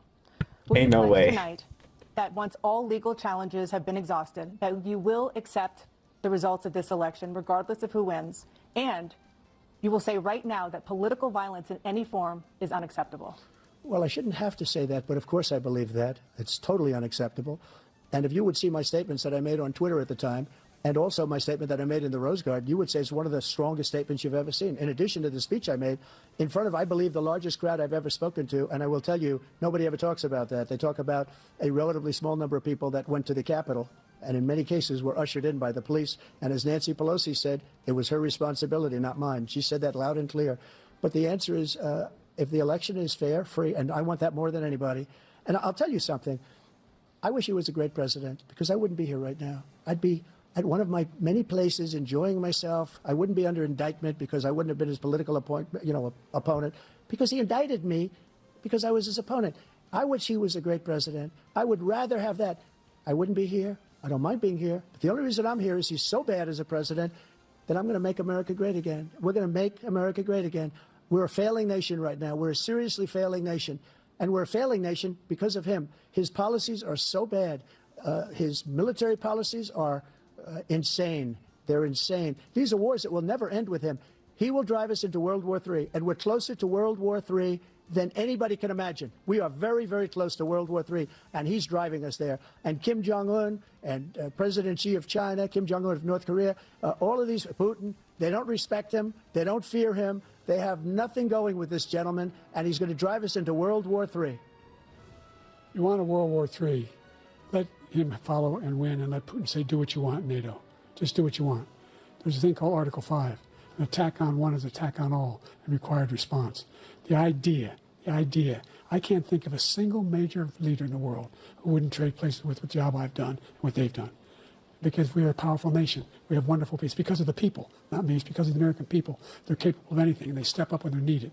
And right now, we're needed. We're needed to protect the world because our own safety is at stake. And again, you want to have a war, just let Putin go ahead and take Kyiv, make sure they move on, see what happens in Poland, Hungary, and other places along that border. Then you have a war. President Trump, as I come back to you for a follow-up, the question was, will you accept the results of this election, regardless of who wins? Just to finish what he said, if I might, Russia, they took a lot of land from Bush. They took a lot of land from Obama and Biden. They took no land, nothing from Trump, nothing. He knew not to do it. He's not going to play games with me. He knew that. I got along with him very well, but he knew not to play games. He took nothing from me. But now he's going to take the whole thing from this man right here. That's a war that should have never started. It would have never started, ever, with me. And he's going to take Ukraine. And, you know, you asked me a question before, would you do this? He's got us in such a bad position right now with Ukraine and Russia. Because Ukraine's not winning that war. He said, I will never settle until such time. They're running out of people. They're running out of soldiers. They've lost so many people. It's so sad. They've lost so many people, and they've lost those gorgeous cities with the golden domes that are 1,000 years old, all because of him and stupid decisions. Russia would have never attacked if I were President Trump, president. the question was, will you accept the results of the election, regardless of who wins? Yes or no, please. If it's a fair and legal and good election, absolutely. I would have much rather accepted these But the fraud and everything else was ridiculous. And if you want, we'll have a news conference on it in a week, or we'll have another one of these in a week.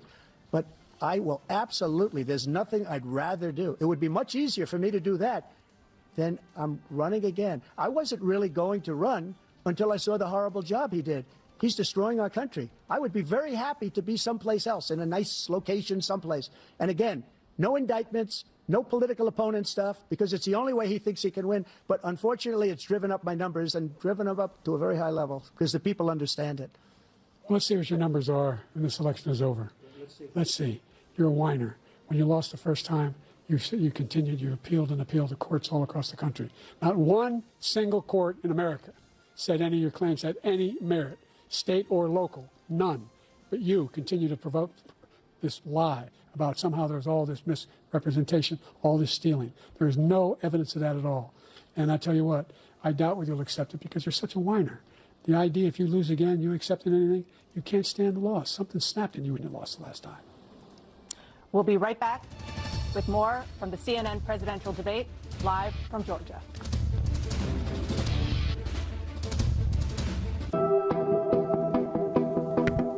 Oh my gosh, guys! I would honestly, I would be talking a little bit more, but like they're going about it like with very little room to really make comments. I don't want to say something while like they're talking. I see a lot of y'all are here today with us, so I appreciate it. If you feel like things, yeah, no, that was right now, I probably you're not do alone. need to lower that a little bit. And then also too, like my AC's on full blast because like I guess we got like quite a heat wave today. So I ordered the new microphone. Okay, so I probably sound like Cheeks right now. Probably sound really close to Cheeks. But hopefully in about another week our microphone will come in. Like I said, we're going from cardioid to dynamic, so hopefully the AC won't be as much of a problem anymore, and we'll sound less like Cheeks. Okay. A little bit less like Cheeks, but man, this is I gotta say, like Trump was a little bit stronger on that a little bit stronger on that second one. Yeah, actually he was when I saw him using a particular mic he was using, that's actually what made me kind of decide on it after I had found a few more reviews. The Reed 320. But of course I'm not buying the USB interface that he has. Like that's just like $3-4 grand.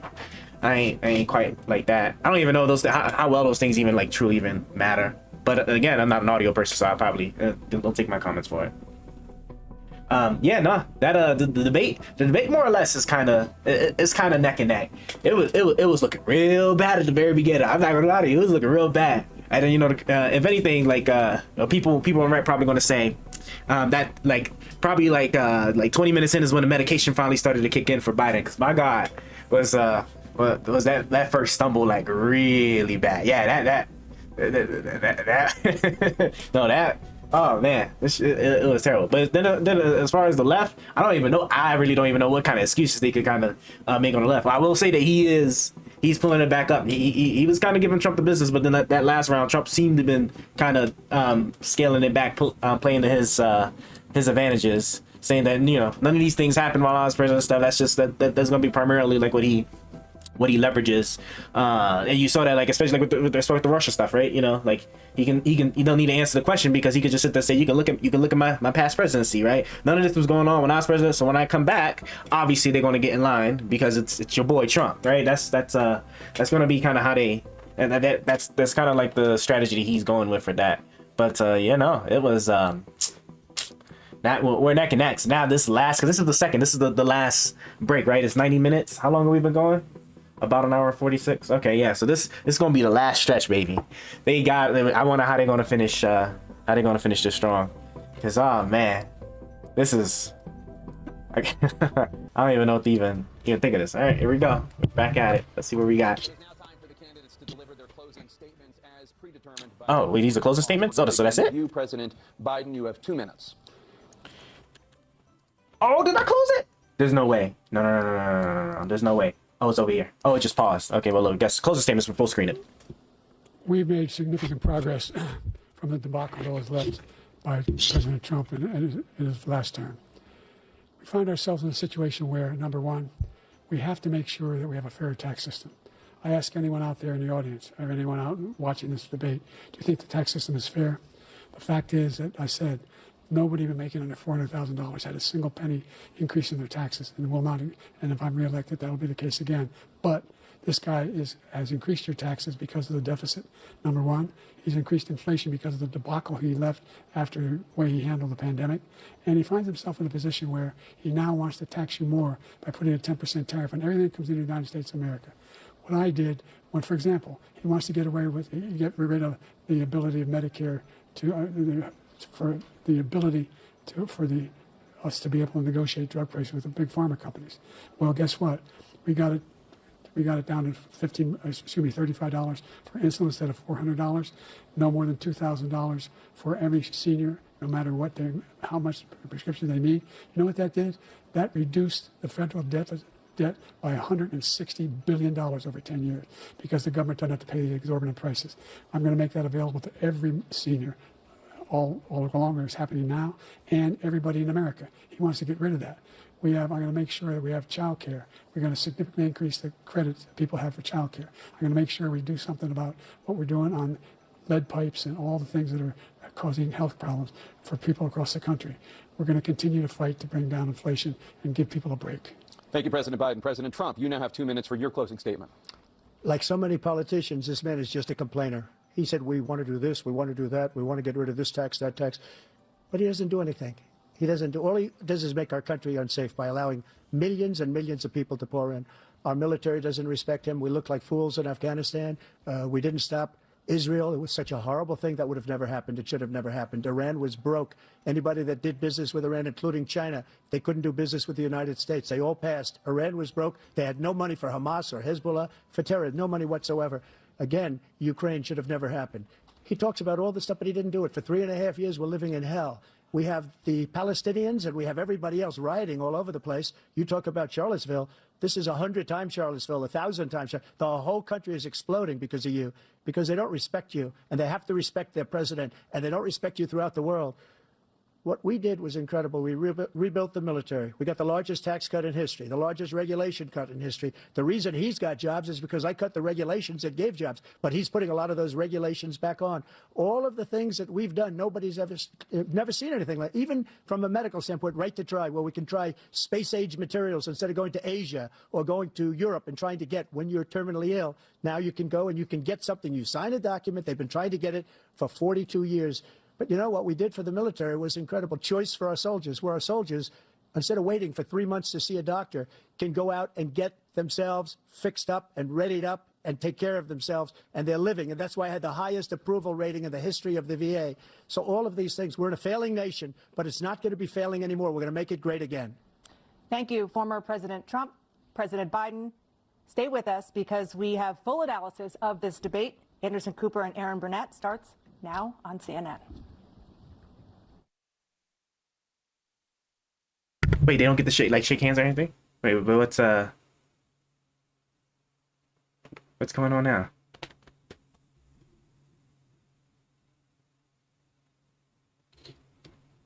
Oh, this is awkward.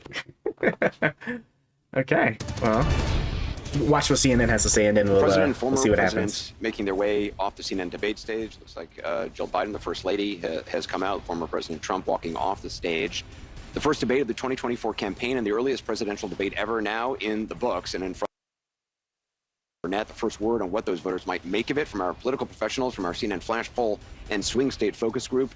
We'll be talking to surrogates, including Vice President Harris, getting fact checks from our Daniel Dale, and new reporting from inside both campaigns. With me here, CNN political commentator Scott Jennings, Kate Bedingfield, David Urban, Van Jones, Alyssa Farr Griffin, and Newsnight anchor Abby Phillip, and David Axelrod, and CNN Chief National Correspondent John King. John, let me start with you. Your thoughts. Anderson, this was a game-changing debate in the sense that right now, as we speak, there is a deep, a wide, and a very aggressive panic in the Democratic Party. It started minutes into the debate, and it continues right now. It involves party strategists, it involves elected officials, it involves fundraisers. And they're having conversations about the president's performance, which they think was dismal, which they think will hurt other people down the party in the ticket, and they're having conversations about what they should do about it. Some of those conversations include, should we go to the White House and ask the president to step aside? Other of the conversations are about, should prominent Democrats go public with that call? Because they feel this debate was so terrible. They do say, in moments in the debate later, the president got better and got his footing, but then at the end, even his closing statement was a little halting. The contrast between the two candidates. Let me be clear. None of them, and a lot of Republicans, don't think Donald Trump had a great night. Donald Trump broke the fact-check machine more than I can count tonight. That will be on the record as we go forward. He refused to answer some very specific and direct questions about his conduct, about January 6th and what all. So that will be dealt with out there. And sometimes there's a parallel universe between the political elites and the American people. It'd be nice to see what the voters say. But I can tell you, it started minutes in. It started with the first couple of answers, and it has continued throughout the night from a, oh my God, oh my God, oh my God, to what do we do about this? And it involves very senior people in the Democratic Party, including elected officials, saying we have a problem. And just to co-sign what John is saying, I mean, the panic that I am hearing from Democrats is not like anything that I have heard in this campaign so far.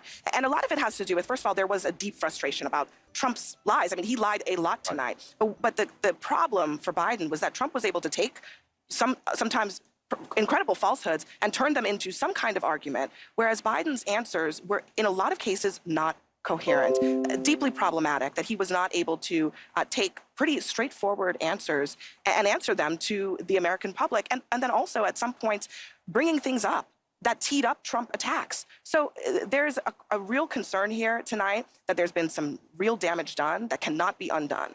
Biden solidified the perception among voters, but especially among his base. They were hoping that tonight would be a game changer.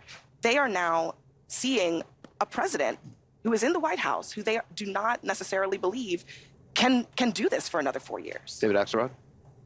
Look, I can't argue with either of them about how Democratic leaders are reacting to this poll. We said at the beginning that each person had a fundamental goal. And for Biden, that goal was to appear energetic, engaged, and look like someone who is capable of serving for another 4 years for president. That was job number one. I actually think he scored a bunch of points. I think if you just judge this on sort of policy stuff, he did score a bunch of points on issues like abortion, for example, on some of the economic issues. But there is a feeling, I think there was a sense of shock, actually, how he came out at the beginning of this debate, how his voice sounded, he seemed a little disoriented. He did get stronger as the debate went on, but by that time, I think the panic had set in. And I think you're going to hear discussions that I don't know will lead to anything, but there are going to be discussion about whether he should continue. And I think part of it is Donald Trump did not meet his mission either. He could not resist the temptation to be nasty, to prevaricate about a whole bunch of things, about his own record, about Biden's record, and to seem petty and small at times. So what you saw was a candidate who's deeply vulnerable and a president who may not be able to take advantage of it. Listen, if anybody in America thinks that was even close to being an okay debate by Joe Biden, I'm living in a parallel universe. That was an unmitigated disaster for President Biden from the second he walked out to the closing statement. The biggest issue for Democrats is abortion, and he couldn't give an answer. He gave an answer, he couldn't even give a coherent answer on the biggest issue for Democrats tonight. I've heard from leading Democrats across the United States, elected governors, congressmen, who are texting me and saying, I'm worried I'm going to lose if Joe Biden's at the top of the ticket. Bob Casey, I promise you tonight, in the state of Pennsylvania, is thrown up in his mouth because he knows that if he's got to stand next to Joe Biden, he's going down in Pennsylvania. If he's on the ticket, I don't know how it's going to work. Yeah, look, it was a really disappointing debate performance from Joe Biden. I don't think there's any other way to slice it. His biggest issue that he had to prove to the American people was that he had the energy, he had the stamina, and he didn't do that. And so I think that is of concern. And I think for a lot of Democrats, that's very disappointing. I will say Donald Trump also had some really rough moments in this debate. And talking to the Biden campaign, they say their dials started really moving away from Trump as he was increasing his personal attacks on Biden. So I think there was a lot about his kind of character and the kind of personal nastiness that he was putting on display. That doesn't help him with the swing voters that he needs. And I also think you saw him continue to get sort of more and more animated across the course of the debate, and give some really problematic answers about January 6th, some really problematic answers about Putin. So Donald Trump did not get off scot-free tonight by any stretch. But look, there is no two ways about it. That was not a good debate for Joe Biden. Ben? That was painful. I love Joe Biden. I work for Joe Biden. He didn't do well at all. He did not do well at all. And he looked, I'll give you the analysis. You kind of have the old man versus the con man. I can walk you through how I'm supposed to see it and say it, but I just want to speak from my heart. I love that guy. That's a good man. He loves his country. He's doing the best that he can. But he had a test to meet tonight to restore confidence of the country and of the base, and he failed to do that. And I think there's a lot of people who are going to want to see him consider taking a different course now. We're still far from our convention, and there is time for this party to figure out a different way forward if he will allow us to do that. But that was not what we needed from Joe Biden, and it's personally painful for a lot of people. It's not just panic, it's pain of what we saw tonight. And if I may just add to that, I think Joe Biden lost in the first 3 minutes. I think a lot of voters probably tuned out, and millions of people are having conversations with their families, with their friends, of if the president is up to the task and if he should step aside. And I'm someone who believes the former president is a threat to democracy. I think he is a threat to the America as we know it. He wants to fundamentally change our institutions. He has laid out what his plan is. I am not confident that that is the man to take him on. You cannot tell me democracy is on the line and then give that performance tonight. If, based on that, in 18 weeks, Donald Trump will be the president-elect.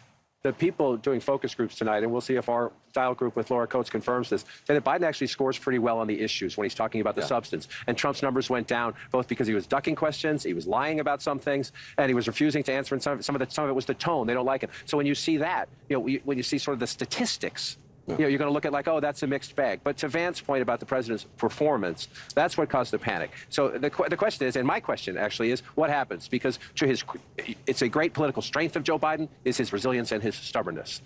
It's also sometimes a blind spot because he is so stubborn. It's going to be very hard to someone, and I don't know who it is, who could go to Joe Biden and say, you need to do this, number one. And the question is, again, like I'm just telling you, to Abby's point, I've been doing this for 30-something years, going on 40 years, and I have never, ever had what happened on this thing tonight happen in the middle of a debate. It started early, and it continued. And to Vance's point, Van made a very important point. These are people who love Joe Biden, who credit Joe Biden for kicking Donald Trump out of the White House. They're Democrats. The Democratic Party is a very diverse party. It fights about a lot of things. It has generational issues. It's had regional issues and everything else. The thing that unites the Democratic Party is trying to keep Donald Trump from getting back into the White House. They love Joe Biden for kicking him out. They don't want him back. They came into this debate nervous that Biden was in a weak position. They leave this debate panicked. John, if you love the guy, how could you put him out there?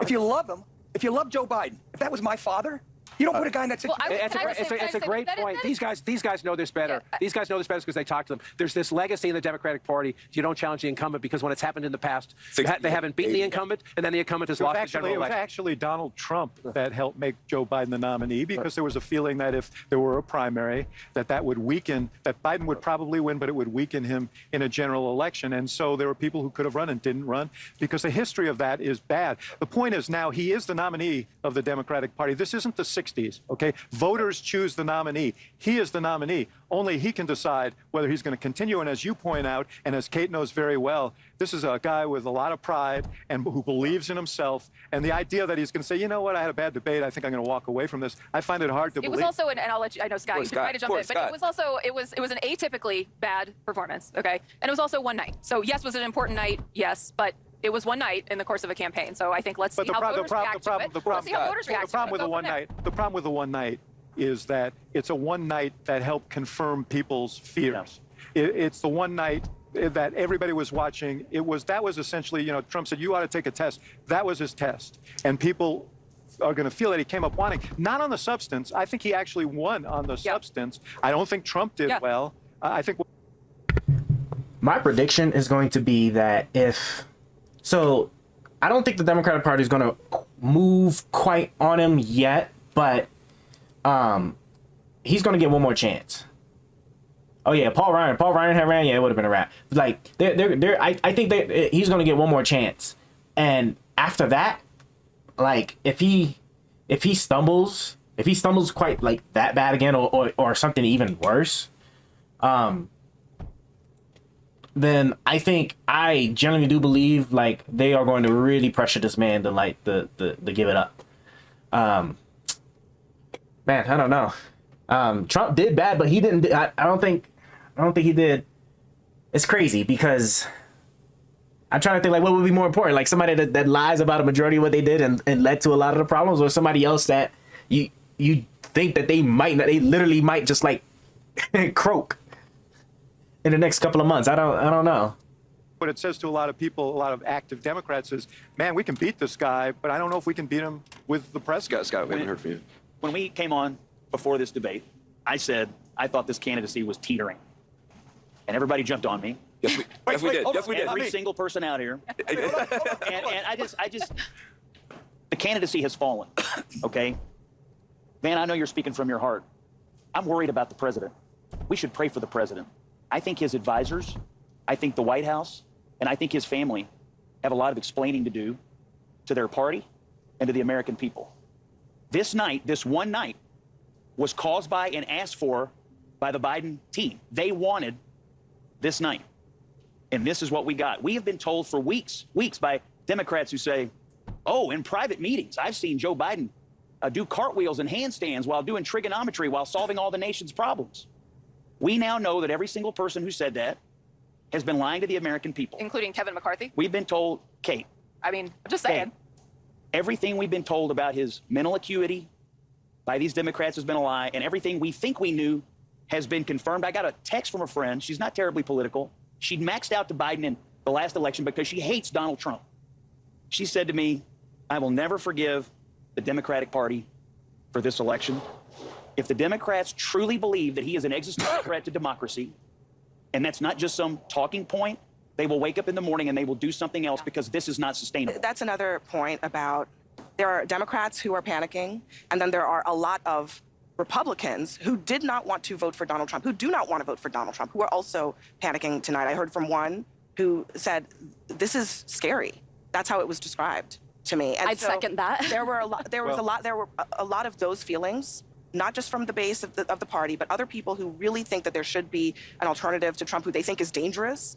And that's the other part of what is unfolding tonight in terms of the panic that is out there. You already have, coming into this debate, support for third-party candidates, Robert F. Kennedy Jr. highest, and then Jill Stein and Cornel West nowhere near as close. But if you add it all up, you get into the teens in most states when you do that. I think one byproduct out of this is watch and see if those numbers go up a little bit. I'm not saying they're going to go up anywhere like a Perot standard, but you get to third-party candidates getting into double digits, then that's really starts to twist your electoral math, state depending on who they're drawing from state by state. This was already a very complicated race. This is within number one. The biggest complication right now is the conversation with the Democratic Party. But the other complication is going to be if Joe Biden stays put, and Kate's right, maybe there'll be another debate. I'm not sure Donald Trump's going to agree to a second debate. Biden's going to need it now. I'm not sure Trump's going to agree to it if the dynamics of the race change. They'll never and I would meet also again. watch the third party. I just want to say one thing, Yeah. especially to you two guys. If, for whatever reason, there's a change at the top of the ticket, you guys are in trouble with Donald Trump, because the guy who was up there tonight is not a guy who's going to inspire people. He did not show in any way that he has changed from the guy who people don't have a very positive opinion of for a lot of good reasons. I think Donald Trump won several policy exchanges tonight. I think he did well on immigration. I think he did well on the economy. I think he did well on inflation. I think he went back to Afghanistan as he should have. The thing he did not do was, after he realized that he had Biden beaten on policy and on image, There's a lot of that he should have turned the page and sounded an optimistic note about what we can become as a people and as a country. He did not do that. He continued to pummel Joe Biden all night. I understand what you're saying. But at the end of the night, very few things about the policy exchanges is going to be remembered. People are going to remember Joe Biden. They're going to remember him shuffling out. They're going to remember him staring blankly into the camera. They're going to remember him looking down, losing his train of thought. And they're going to remember that everything I thought I knew, but the White House told me don't believe my own eyes, is actually true. But that's not what I'm saying. What I said, Scott, was if Joe Biden were not the candidate, if there was another candidate, saying I that think somebody Donald else, Trump would and be it's in deep. probably true.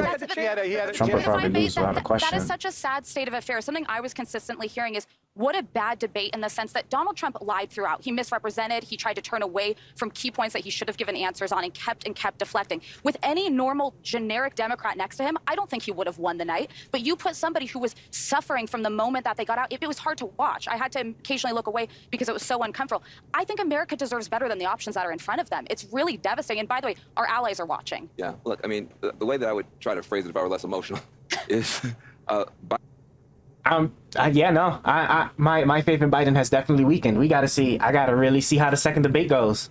And then at that point, I gotta figure out. You look terrible. I gotta figure out, like, who's. Trump spoke plainly, but he lied the whole time. Who's probably gonna do something? I don't know. His policies were terrible. I mean, he's gonna do nothing on. He is gonna get a chance. climate change. I promise you, he's gonna get another chance. I mean, his policies are terrible. So you have. It's his mental acuity that's gonna be the problem. Shouldn't be president, and you have somebody who cannot be president in terms of what Donald Trump represents. So we have a problem as a country now, and this might be an opportunity for people to come together and figure this out. You know, neither one of those. Because you know the thing is like this, like what exactly?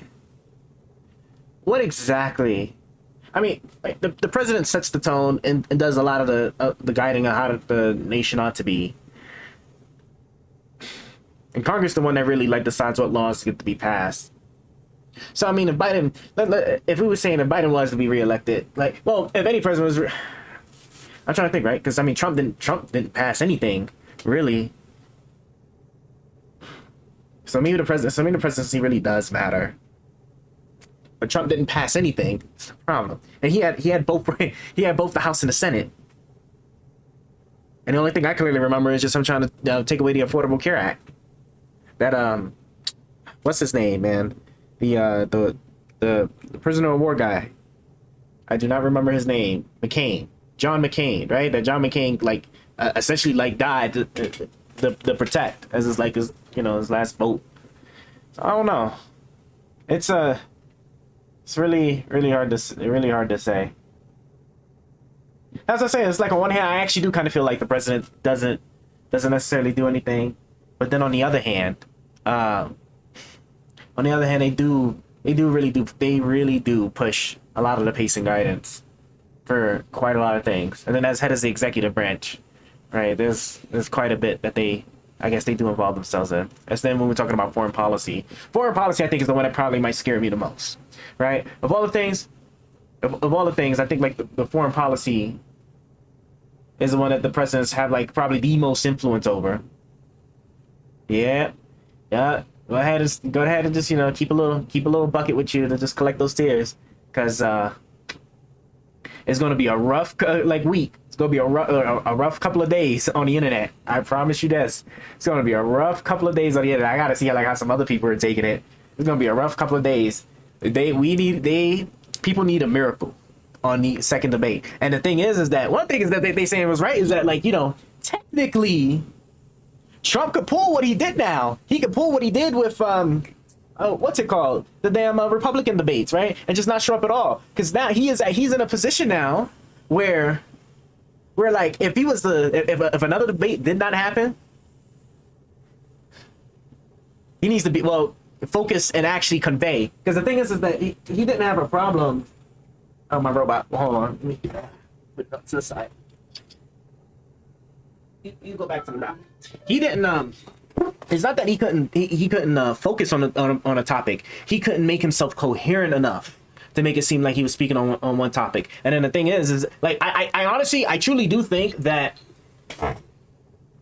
what I'm hoping for, this is like, okay, this is gonna be my best case and this is gonna be my worst case. My best case thing is going to be that with all of the pressure about his age and everything, and then all the people taking shots at him on both sides, taking shot at the president, that it got to him and he was pushing himself a little faster than what he ought to be doing, and that's what made him like trip up, especially at the beginning. Is because he was trying to convey something that he would have been able to convey successfully if he wasn't pushing himself to rush or seem super clear at all times, right? It's okay to stumble and mess on. Like Trump had really minor ones and then caught himself. It seemed like Trump was a little bit better at that. But now worst case scenario is just that he is really getting old, and then if that's the case, then the second debate is going to put the nail in the coffin, and then after that, then they are going to they're going to have to figure something out. He is going to have to step aside, probably. Because I want to see what else he could possibly do. I'm really hoping it was just a rush case thing, which is likely, but which could very well be likely the case, but I don't know. The second debate is important. Yeah, I'm saying everything's going to be on the second debate, and the thing is, the ball's in Trump's court. Like Trump could really hold Biden right now and be like, you know something, I'm doing so well, and I already walked the floor with him and showed you guys just how senile the man is. So I'm not even going to debate him no more. I'm gonna just let him debate himself. just oh my gosh, man, just he could probably and the thing is, it'd probably work out for him, because then it's kind of a wrap. If they do end up getting another debate and that was really the only problem and he just fixed that, then he'll be good. Because I'm telling you, that one stinger he did, where he was just like, oh yeah, you essayed a woman, you groped, you goddamn, sex with a porn star, the only thing verifiable facts while your wife's pregnant. I was just like, Jesus Christ, it just, oh my God, man. That's been the thing since the beginning. He is old. Yeah, no, yeah. he is old. I'm shocked because he did so well in the State of the Union. He see, that's what I'm saying. He did really well in the State of the Union, and he just got to talk. And even when he was interrupted, like when what's her name, Major Taylor Greene had even interrupted him, right? He even sat there, the little button thing, and talked about the lady that died and whatnot. So I'm honestly like 65. I'm like 65-35. 65 that he is probably pushing himself on the rushing side where he shouldn't have. 35 that he might be old. He might be old. I'm sorry. Man he might just be old. And Trump somehow, and that's the thing, age impacts everybody differently, and just at least perception wise for Trump, it just isn't hitting them as bad as Biden. Maybe that's the magic number. Maybe when you hit 80, right? Because I think Trump's 79. I think maybe when you hit 80, that's when the brain cells start to turn off. I don't know, but my God, Biden's senile strategy is working. I don't know. Maybe the only way his senile strategy I think could work would be like if it was here's like my conspiracy. It's all a ruse. He's pretending to be senile, so that way just where it really matters and counts, like he will be doing jumping jacks and solving math equations, like I guess one guy was saying, in order to like really then show that he's much better than Trump at the right moment to swing votes. Maybe. I kind of doubt it. I kind of think he was either under pressure or he really is just old. But I'm kind of leaning on the pressure side for now. I mean, the State of the Union was only like 3-4 months ago, right? Only like 3-4 months ago. So I don't know. Who'd be more competent? Yeah, no, this is true. And then the thing is that Trump kind of, his competence, younger but less competent. But I'm trying to think of just like on what I mean on a lot of things that matter, I suppose, especially when it came to like passing laws and whatnot in the nation. But and you're right, Like I said, under Biden's administration, a lot more has been done than Trump has. This is, as far as like actual laws passed and everything, this is all fact. And he let us, it's just like the last couple of presidencies, right? Under Bush, under Bush, right? The economy cratered, right? The 2008 crash, and then Obama let us out of it and was able to keep it strong. And then Trump, right? Trump was riding on the, what do you call it? The curtails? I don't even know if that's even like, it's a close word for that. But he was basically riding that until he messed that up. And then after that, I don't know. After that, right? Drop the COVID thing. Is the disease that was just a sniffle or a sneeze going away by Easter. Then the economy crashed. Then Biden let us out of it. And then inflation, because of how much we've been spending and all that good stuff, finally crept up, and he did everything he can and did bring it under control without going into the recession that a lot of people were predicting. A lot of experts were predicting. So I'm like nervous on the inside a little bit because, man, this is just crazy. He was definitely so nervous. Trump is just too funny. I just don't know how we could live in a world thinking. I just don't know how we could live in a world thinking Trump would be a better president than Biden. The only thing that made this debate bad for Democrats is Biden's ability to be a president for another 4 years. And this is true. Biden. And then, the crazy thing is just that he could. I wonder how the world would react if he could make it to the presidency and then just like a couple of months or maybe a year later just be like, okay, you know what?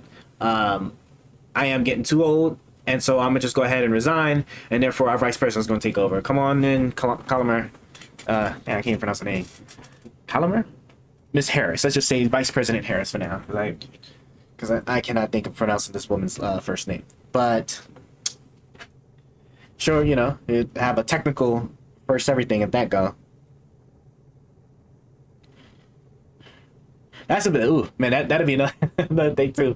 If he doesn't do it for the good of the nation, if he flounders this second debate. Matter of fact, man, when is hold on, we gotta do some research now. We gotta do some quick Googling. I have got to see. Let me hold on. Let me see what can I close this? Can I close this? Okay, I'm gonna play this real quick. Hold on. People right now are inspiring the confidence that they should inspire, that they can do the job in a way that would be good for the country. But young voters are up for grabs in this election, and I don't know a voter under 30 who would have watched tonight and could say, I have confidence in Joe Biden and casting my vote for 4 more years of Biden. And this opens the door, by the way, for the conversation about if Joe Biden remains the candidate, You're not voting for Joe Biden.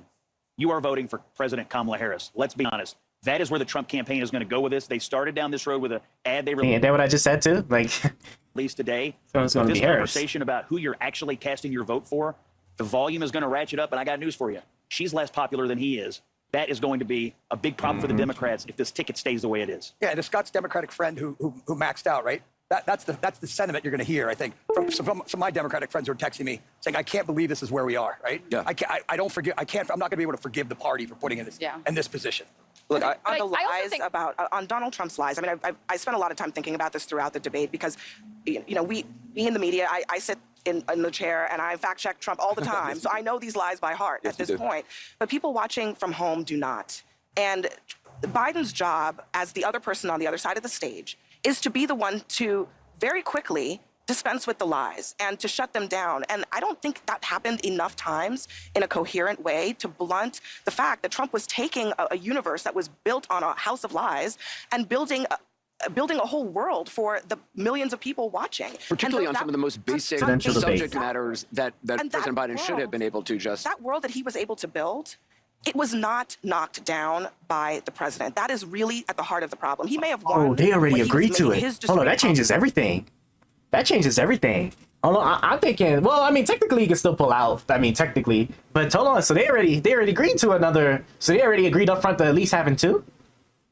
Maybe Trump thinks that he could put the nail in the coffin if if things go well. Let's see. President Biden and former President Trump agreed. When is it? Oh, it's not. Ooh, that's not good though. It's not till September. Ain't no. Wow, bro. It's like. It's June. So you got 2 months of this just going to be this first debate that's going to be fomenting for 2 months. I'm thinking like we're talking like early August, the latest. Bro, September?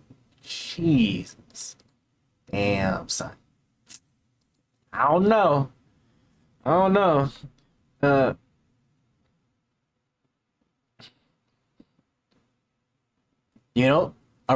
Republican that actually would have been smart during Trump's presidency when he had both the House and the Senate and was able to confirm 3 Supreme Court judges, and a lot of the judges at that point, because Mitch McConnell did his job to keep keep Obama from adding a lot of judges to the justice system. Yeah, they could have. Oh yeah, they could have actually did some real, some real changes, some real damage for sure.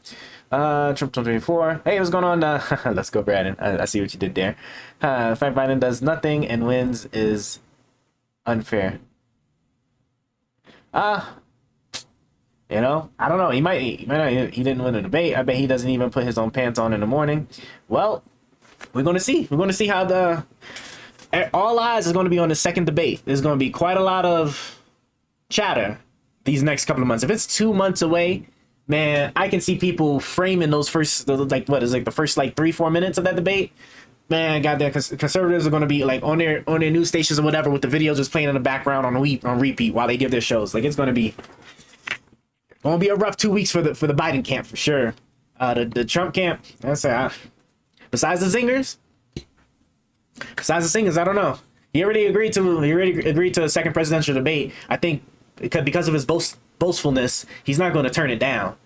It would have been smart because I think he's potentially up. But that second debate, my God, if Biden pulls out, it might be a wrap. It might be a wrap.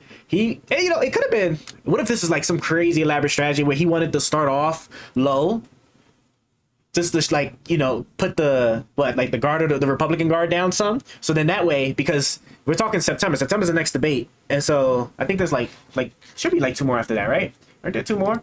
How many presidential debates? Because I think maybe it would be a strategy since there was such a big gap on this first one, right? Maybe not to go so strong and then go heavy the last 2. I seriously doubt it, right? That would be my debate conspiracy for the day. But how many presidential debates for 2024?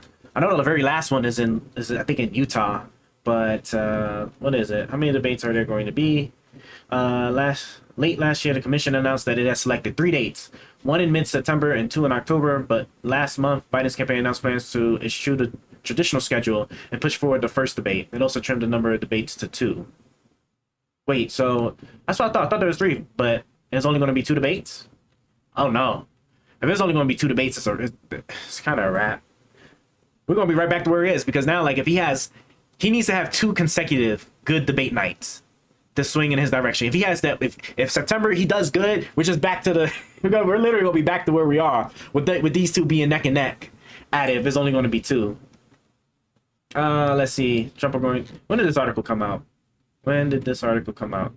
June 26th. Okay, so this is yesterday. Okay, so this should have like a very pretty accurate schedule.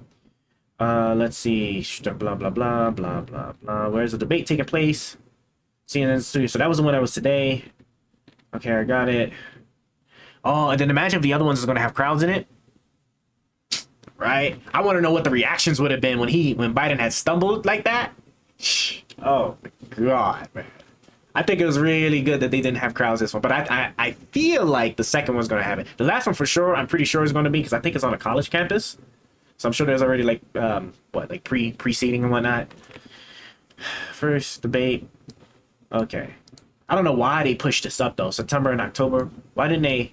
Maybe the Democratic Party thought that they could like garner more support if Biden did good early, so then that way they'd be able to get more donation money and expel a lot of problems, but they made their situation worse.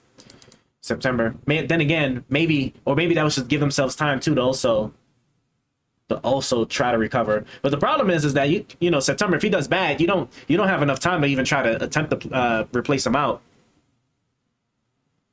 You know, it's 2 months. Like, no, I take it back. I take it back. Like, if this is going to be the case, unless they decide to cut him now, it's already a done deal. As a matter of fact, I don't even think legally they can just even swap him out now, because a lot of the cutoffs for getting on the ballots have already taken place in at least a lot of the states. Like, was it Ohio? Was Ohio one of those ones where they were threatening to take him off because like the Democrat Party wasn't about to meet the deadline? So, and of course, like, so if they try to replace him, yeah, they're not going to allow it to happen. And then of course, if he croaks from now till then, I mean, if he was to croak, I don't even know if it's even clear if they'd even allow somebody to do it. I just talked to a girl, she's still voting for him. Look, well, she has faith, and good on her, right? My faith is almost over the cliff. This next debate will change everything, and we have to wait until September. We have to wait until September. Okay, she's doing it out of the paper mouth. You know, hey, good on her. Everybody got their reasons. I know. It's gonna be a hard wait, fellas. It's gonna be a hard wait. Okay, well, September and October. Yeah, because November is the actual election month. Now, it'd be interesting if they well, no, I don't think the commission can move up another debate. Not without a lot of planning. It'd probably be too much. So I think those debate dates might be locked in for sure. Biden needs to come back. I don't know what they do. Yeah, September is going to be. September is the next debate day.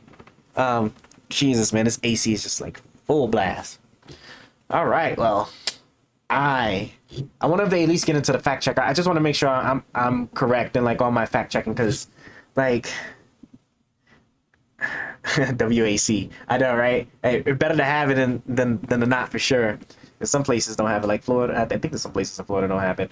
I'm gonna check and see how the fact checking goes, because Trump definitely like outright lied about quite a few things, or at the very least he kind of like pivoted in a way that would absolve himself from all blame. Like the Afghan war for certain was 1,000%, 1,000% Trump's fault, because of how that whole thing was arranged from the get-go. And Biden was just shit out of luck when he came in the presidency. He did not have any levers to try and make a change, not without a bunch of bodies being dropped, either of the Afghans or of U.S. soldiers. So I'm gonna be really interested to see how this fact check goes. Let's see what they got. Policy, the points, but part of the job on the debate stage is dealing with an opponent like Donald Trump, who goes like a mile a minute on things that are not true. And if you don't deal with that, Abby. I don't know if no one at home is doing that. All I want to say is I'm not sure. I don't think you're giving viewers enough credit. I think what they saw was the Trump that they didn't like, And I don't think he did himself a great service tonight. Yeah, but Yes, and I also think we should let voters absorb this and see what they say, right? Let's look at the dials. Let's look at where they are next week. We can make our pronouncements, but ultimately voters have to absorb They're it. going to turn your mics off, guys. Real quickly, on the one thing that that Biden did fact check him on the Charlottesville thing, he was completely wrong. Right, so he's up there talking about Charlottesville and Trump not denouncing the two sides. And Snopes was out last week, 7 months, 7 years too late, kind of thing on the deal. And that's the thing Joe Biden's going to fact check him on, something that was proven false. We're going to more with the panel out here. A lot of notable moments, painful moments from tonight. But as we've been talking about, perhaps a single defining one as well. This one early on. Oh, that's it. So then I'm gonna do it on this one. Okay, well, all right. I just need to check and make sure my phone was all good here. Why can no candidate talk about Israel robbing us? Oh yeah, they did kind of skimp around the whole Israel question, I think. So that is a good point. So I don't know who you got in the PPV golf tourney. Oh yeah, that shit was funny. Oh my god, bro. When it said that, I have got to find that clip. I gotta find that clip. That little miniature exchange between like them and like who's gonna golf, going from an 8 to a 6. Jesus Christ, man. Like of all the things, I think it's crazy. I'm gonna take a Trump by Dr. Stoppage, by Dr. Stoppage by the 12th hole. Maybe. I think, well, yeah, the thing is, Biden definitely didn't present himself as somebody that looked like he might be able to pull it off. I'm worried that man might actually like pull a muscle out of his hip or something when he makes that swing. Oh my god, man. I'm sorry, Biden folks. It ain't looking good for you. It ain't looking good for him. I know. It ain't looking good for you. It's not looking good for you. But I'll tell you what, the come up. Thing is, there's 2 more debates. The come up, right? Because they'll let this all fester, and and the thing is, this could work out like really well for him. Because if y'all remember, before the State of the Union address, right, there was a lot of the same exact talk about him in his senile status. And so like when he sat there, and then when he came up and he just like knocked that out of the park, right? He didn't even have to do much. He just had to just be coherent, bro. Like that was just it. So now just imagine the kind of alley-oop this might set up for him if he pulls away with the strong win September and October. If he does it back to back, it's a wrap for Trump. It would be a wrap for Trump. If he manages to pull it back to back, it's a wrap. It would definitely be a wrap. But if he doesn't make it the second one, I don't care how fantastic his third one is, it's gonna be a done deal. It is gonna be a done deal.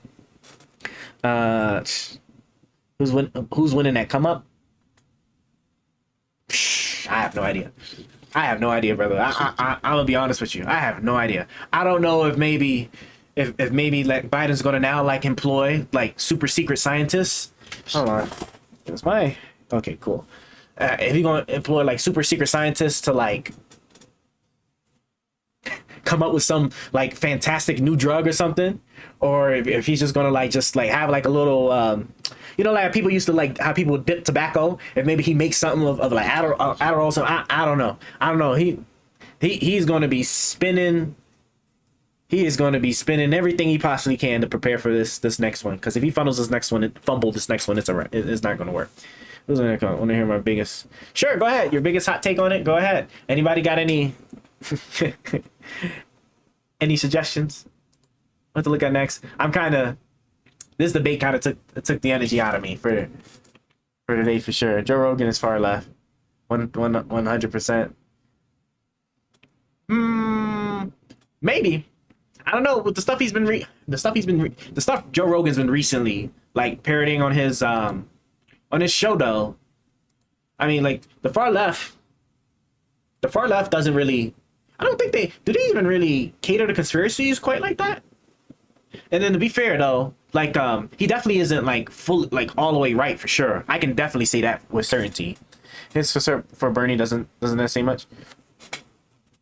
Yeah, but like you're supporting somebody that just like you don't have to worry about them running or anything like that. So even if like they end up like being crazy or like saying something crazy, right? It won't really stick to you so much because he's just not gonna be like President Ron, right? If that was the case, then he could paint Biden in a better light, but like he takes somewhat of a neutral stance, and this is like coming from a position of not really consuming that much of his content, a good chunk, but not quite that much to really like say that for certainty, but I don't know. Like he most 1000% isn't right all the way right for sure. I just don't know how quite far left he is.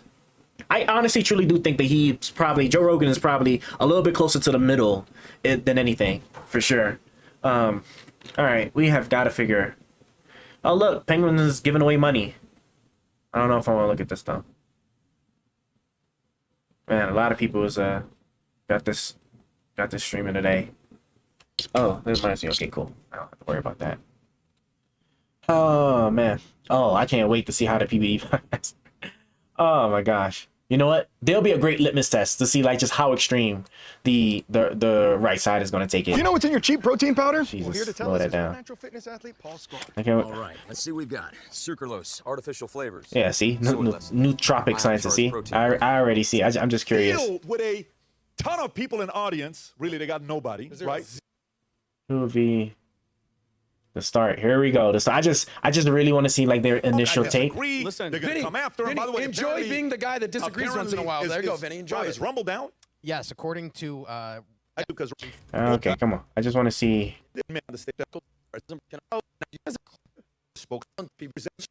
What? Are they not? Again, think about all these things. What will they ask in the first 15 minutes? Abortion. Okay. Roe versus Wade. Okay. So now you're talking strategy. Now we're flowing. What are the chances? Now we're flowing. My prediction. I think Donald Trump mops. Oh, they're watching right now. Okay, so they're not even streaming. They're actually just watching it. Okay, hold on. So that means the reaction should be coming in. Hold on, because it was early. Like, like the first 10 minutes. I'm gonna try to be. I might have to take a break myself, but. Boo. Oh, they just okay. So they're just walking out. I wish they at least like had like a little snippet of it, like in the corner. Oh my God. He looks very pale. They didn't give him that much drugs. Very pale. Uh-oh. Look at the man. Look at him. Yeah. Okay, so they're just walking out. Oh, let me go like this. The 17.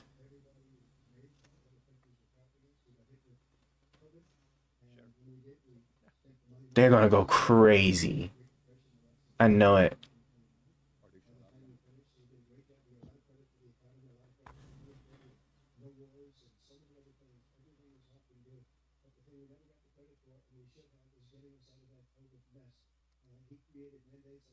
Come on. Come on. You don't know too. They're really cool. Well, no, this is probably what they already, because they already had the questions ahead of time. So that's probably how they had. I was gonna say that's pretty good that they were fast to do that, but come on. Hold on, what did you say? We cannot. Oh, yeah, you can't. That's insane.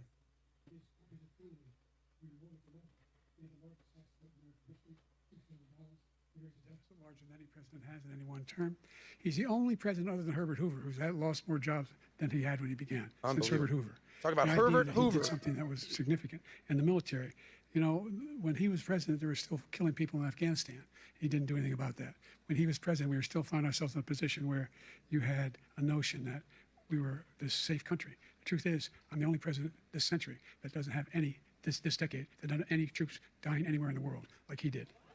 President Trump, I want to follow up if I can. Am I allowed to respond to him? Well, I'm going to ask you a follow-up. You can do whatever you want with the minute that we give you. I want to follow up. You want to impose a 10% tariff on all goods coming into the U.S. How will you ensure that that doesn't drive prices even higher? Not going to drive them higher. It's just going to cost countries that have been ripping us off for years, like China and many others. In all fairness, Come on, I just want to know like where he. Pay us a lot of money, reduce our deficit tremendously, and give us a lot of power for other things. But he made a statement.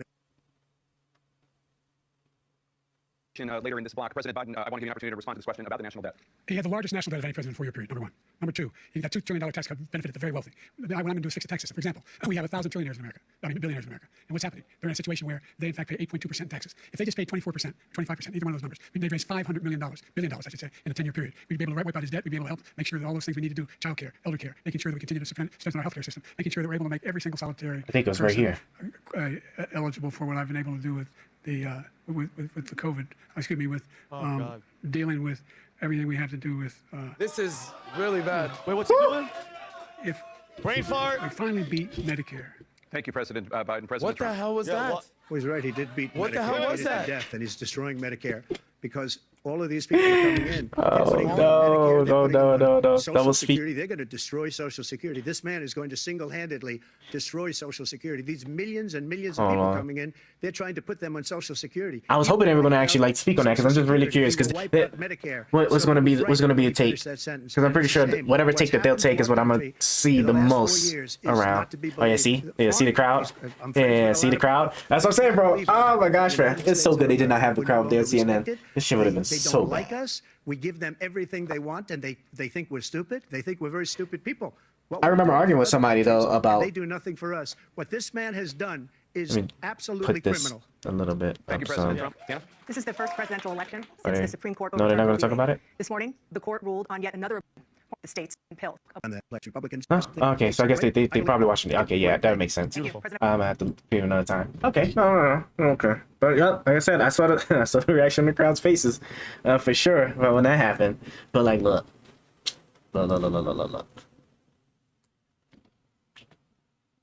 See, I was arguing with somebody. I forgot how long ago it was because they were for sure saying that the crowd not being there and then all other rules and stuff is so that Biden can hide stuff. And I was just like, bro, like it's still televised. Anything that happens, we're going to be able to see. And sure enough, it sure enough, it happened. So like this stuff is going to spread. This stuff is going to spread like wildfire on the internet. I'm just waiting to see where all the clips at. Can my mouse stop acting shady for 1 minute? You're supposed to debate round one. So these are the replays. Man, yeah, everyone must be at work to start making their clips and stuff. I'm supposed to be too, but to be honest, guys, I'm sorry. I don't have much else to like really even. I don't really have much else to really even say about it for right now. I mean, it really sucks that we gotta wait till September because all eyes are going to be on the September debate for sure because that's what it's going to make. That's what's going to solidify everybody's choice. And then the thing is that both outcomes work in Trump's favor because even if Biden does good, it still puts us at the neck and neck from one poor performance to one good performance. So then I mean.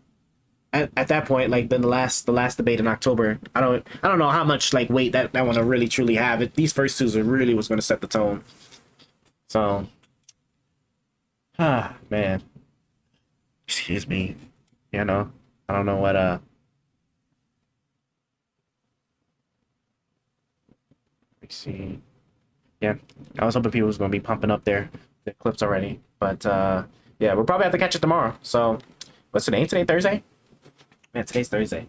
Guys, I'm gonna hop on. I am gonna hop on. I'm gonna put it in the chat too. I'm gonna put it in the chat. I'm gonna hop on in about another hour, right? I had to rush so much of my life. Had to rush so much of it to make sure I try to catch the debate live. Okay, so like I'm like super behind on a few things, and this AC is like really getting on my nerves too. So I gotta handle it. But yeah, I'm gonna go eat. We already showered. We were able to shower. So I'm gonna just eat, and then we are going to. I don't know what we're gonna look at. I don't because I mean the clips aren't gonna be ready, and people's takes on it are gonna be ready. As a matter of fact, I would love to see. You think? There's some clips.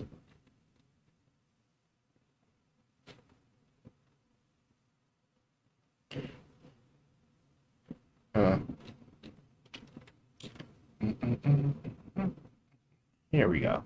Let me check this one and I'll check this one. He's like the last person I'm gonna sit here and check, and doesn't look like. Yeah, there's just really nothing. Yeah, there just ain't nothing. There ain't nothing out right now. Everybody's probably clipping it up right now. So yeah, I guess we'll just have to wait and see what happens. All right. Well, I'm gonna be back on in probably like another like hour, roughly, give or take, and then after that, I really don't even know what I'm gonna really do. Honestly, I probably just work on clipping it myself too, because since I cut the stream off, that means I actually have the video I could actually work with. I mean, outside of that, unless somebody want to discuss or look at something, like I won't be much. So, but we will be on in about another hour. So I will catch you guys. I will catch you guys later, and we We'll be back on what time is it? 9:40. All right, so we're looking at close to like 11. Just an hour. Just an hour from now. So y'all take care. I just gotta actually press the right button here. Will Almighty ever stop being trash? Can he ever not be sorry? Find out next time on Almighty's Stream.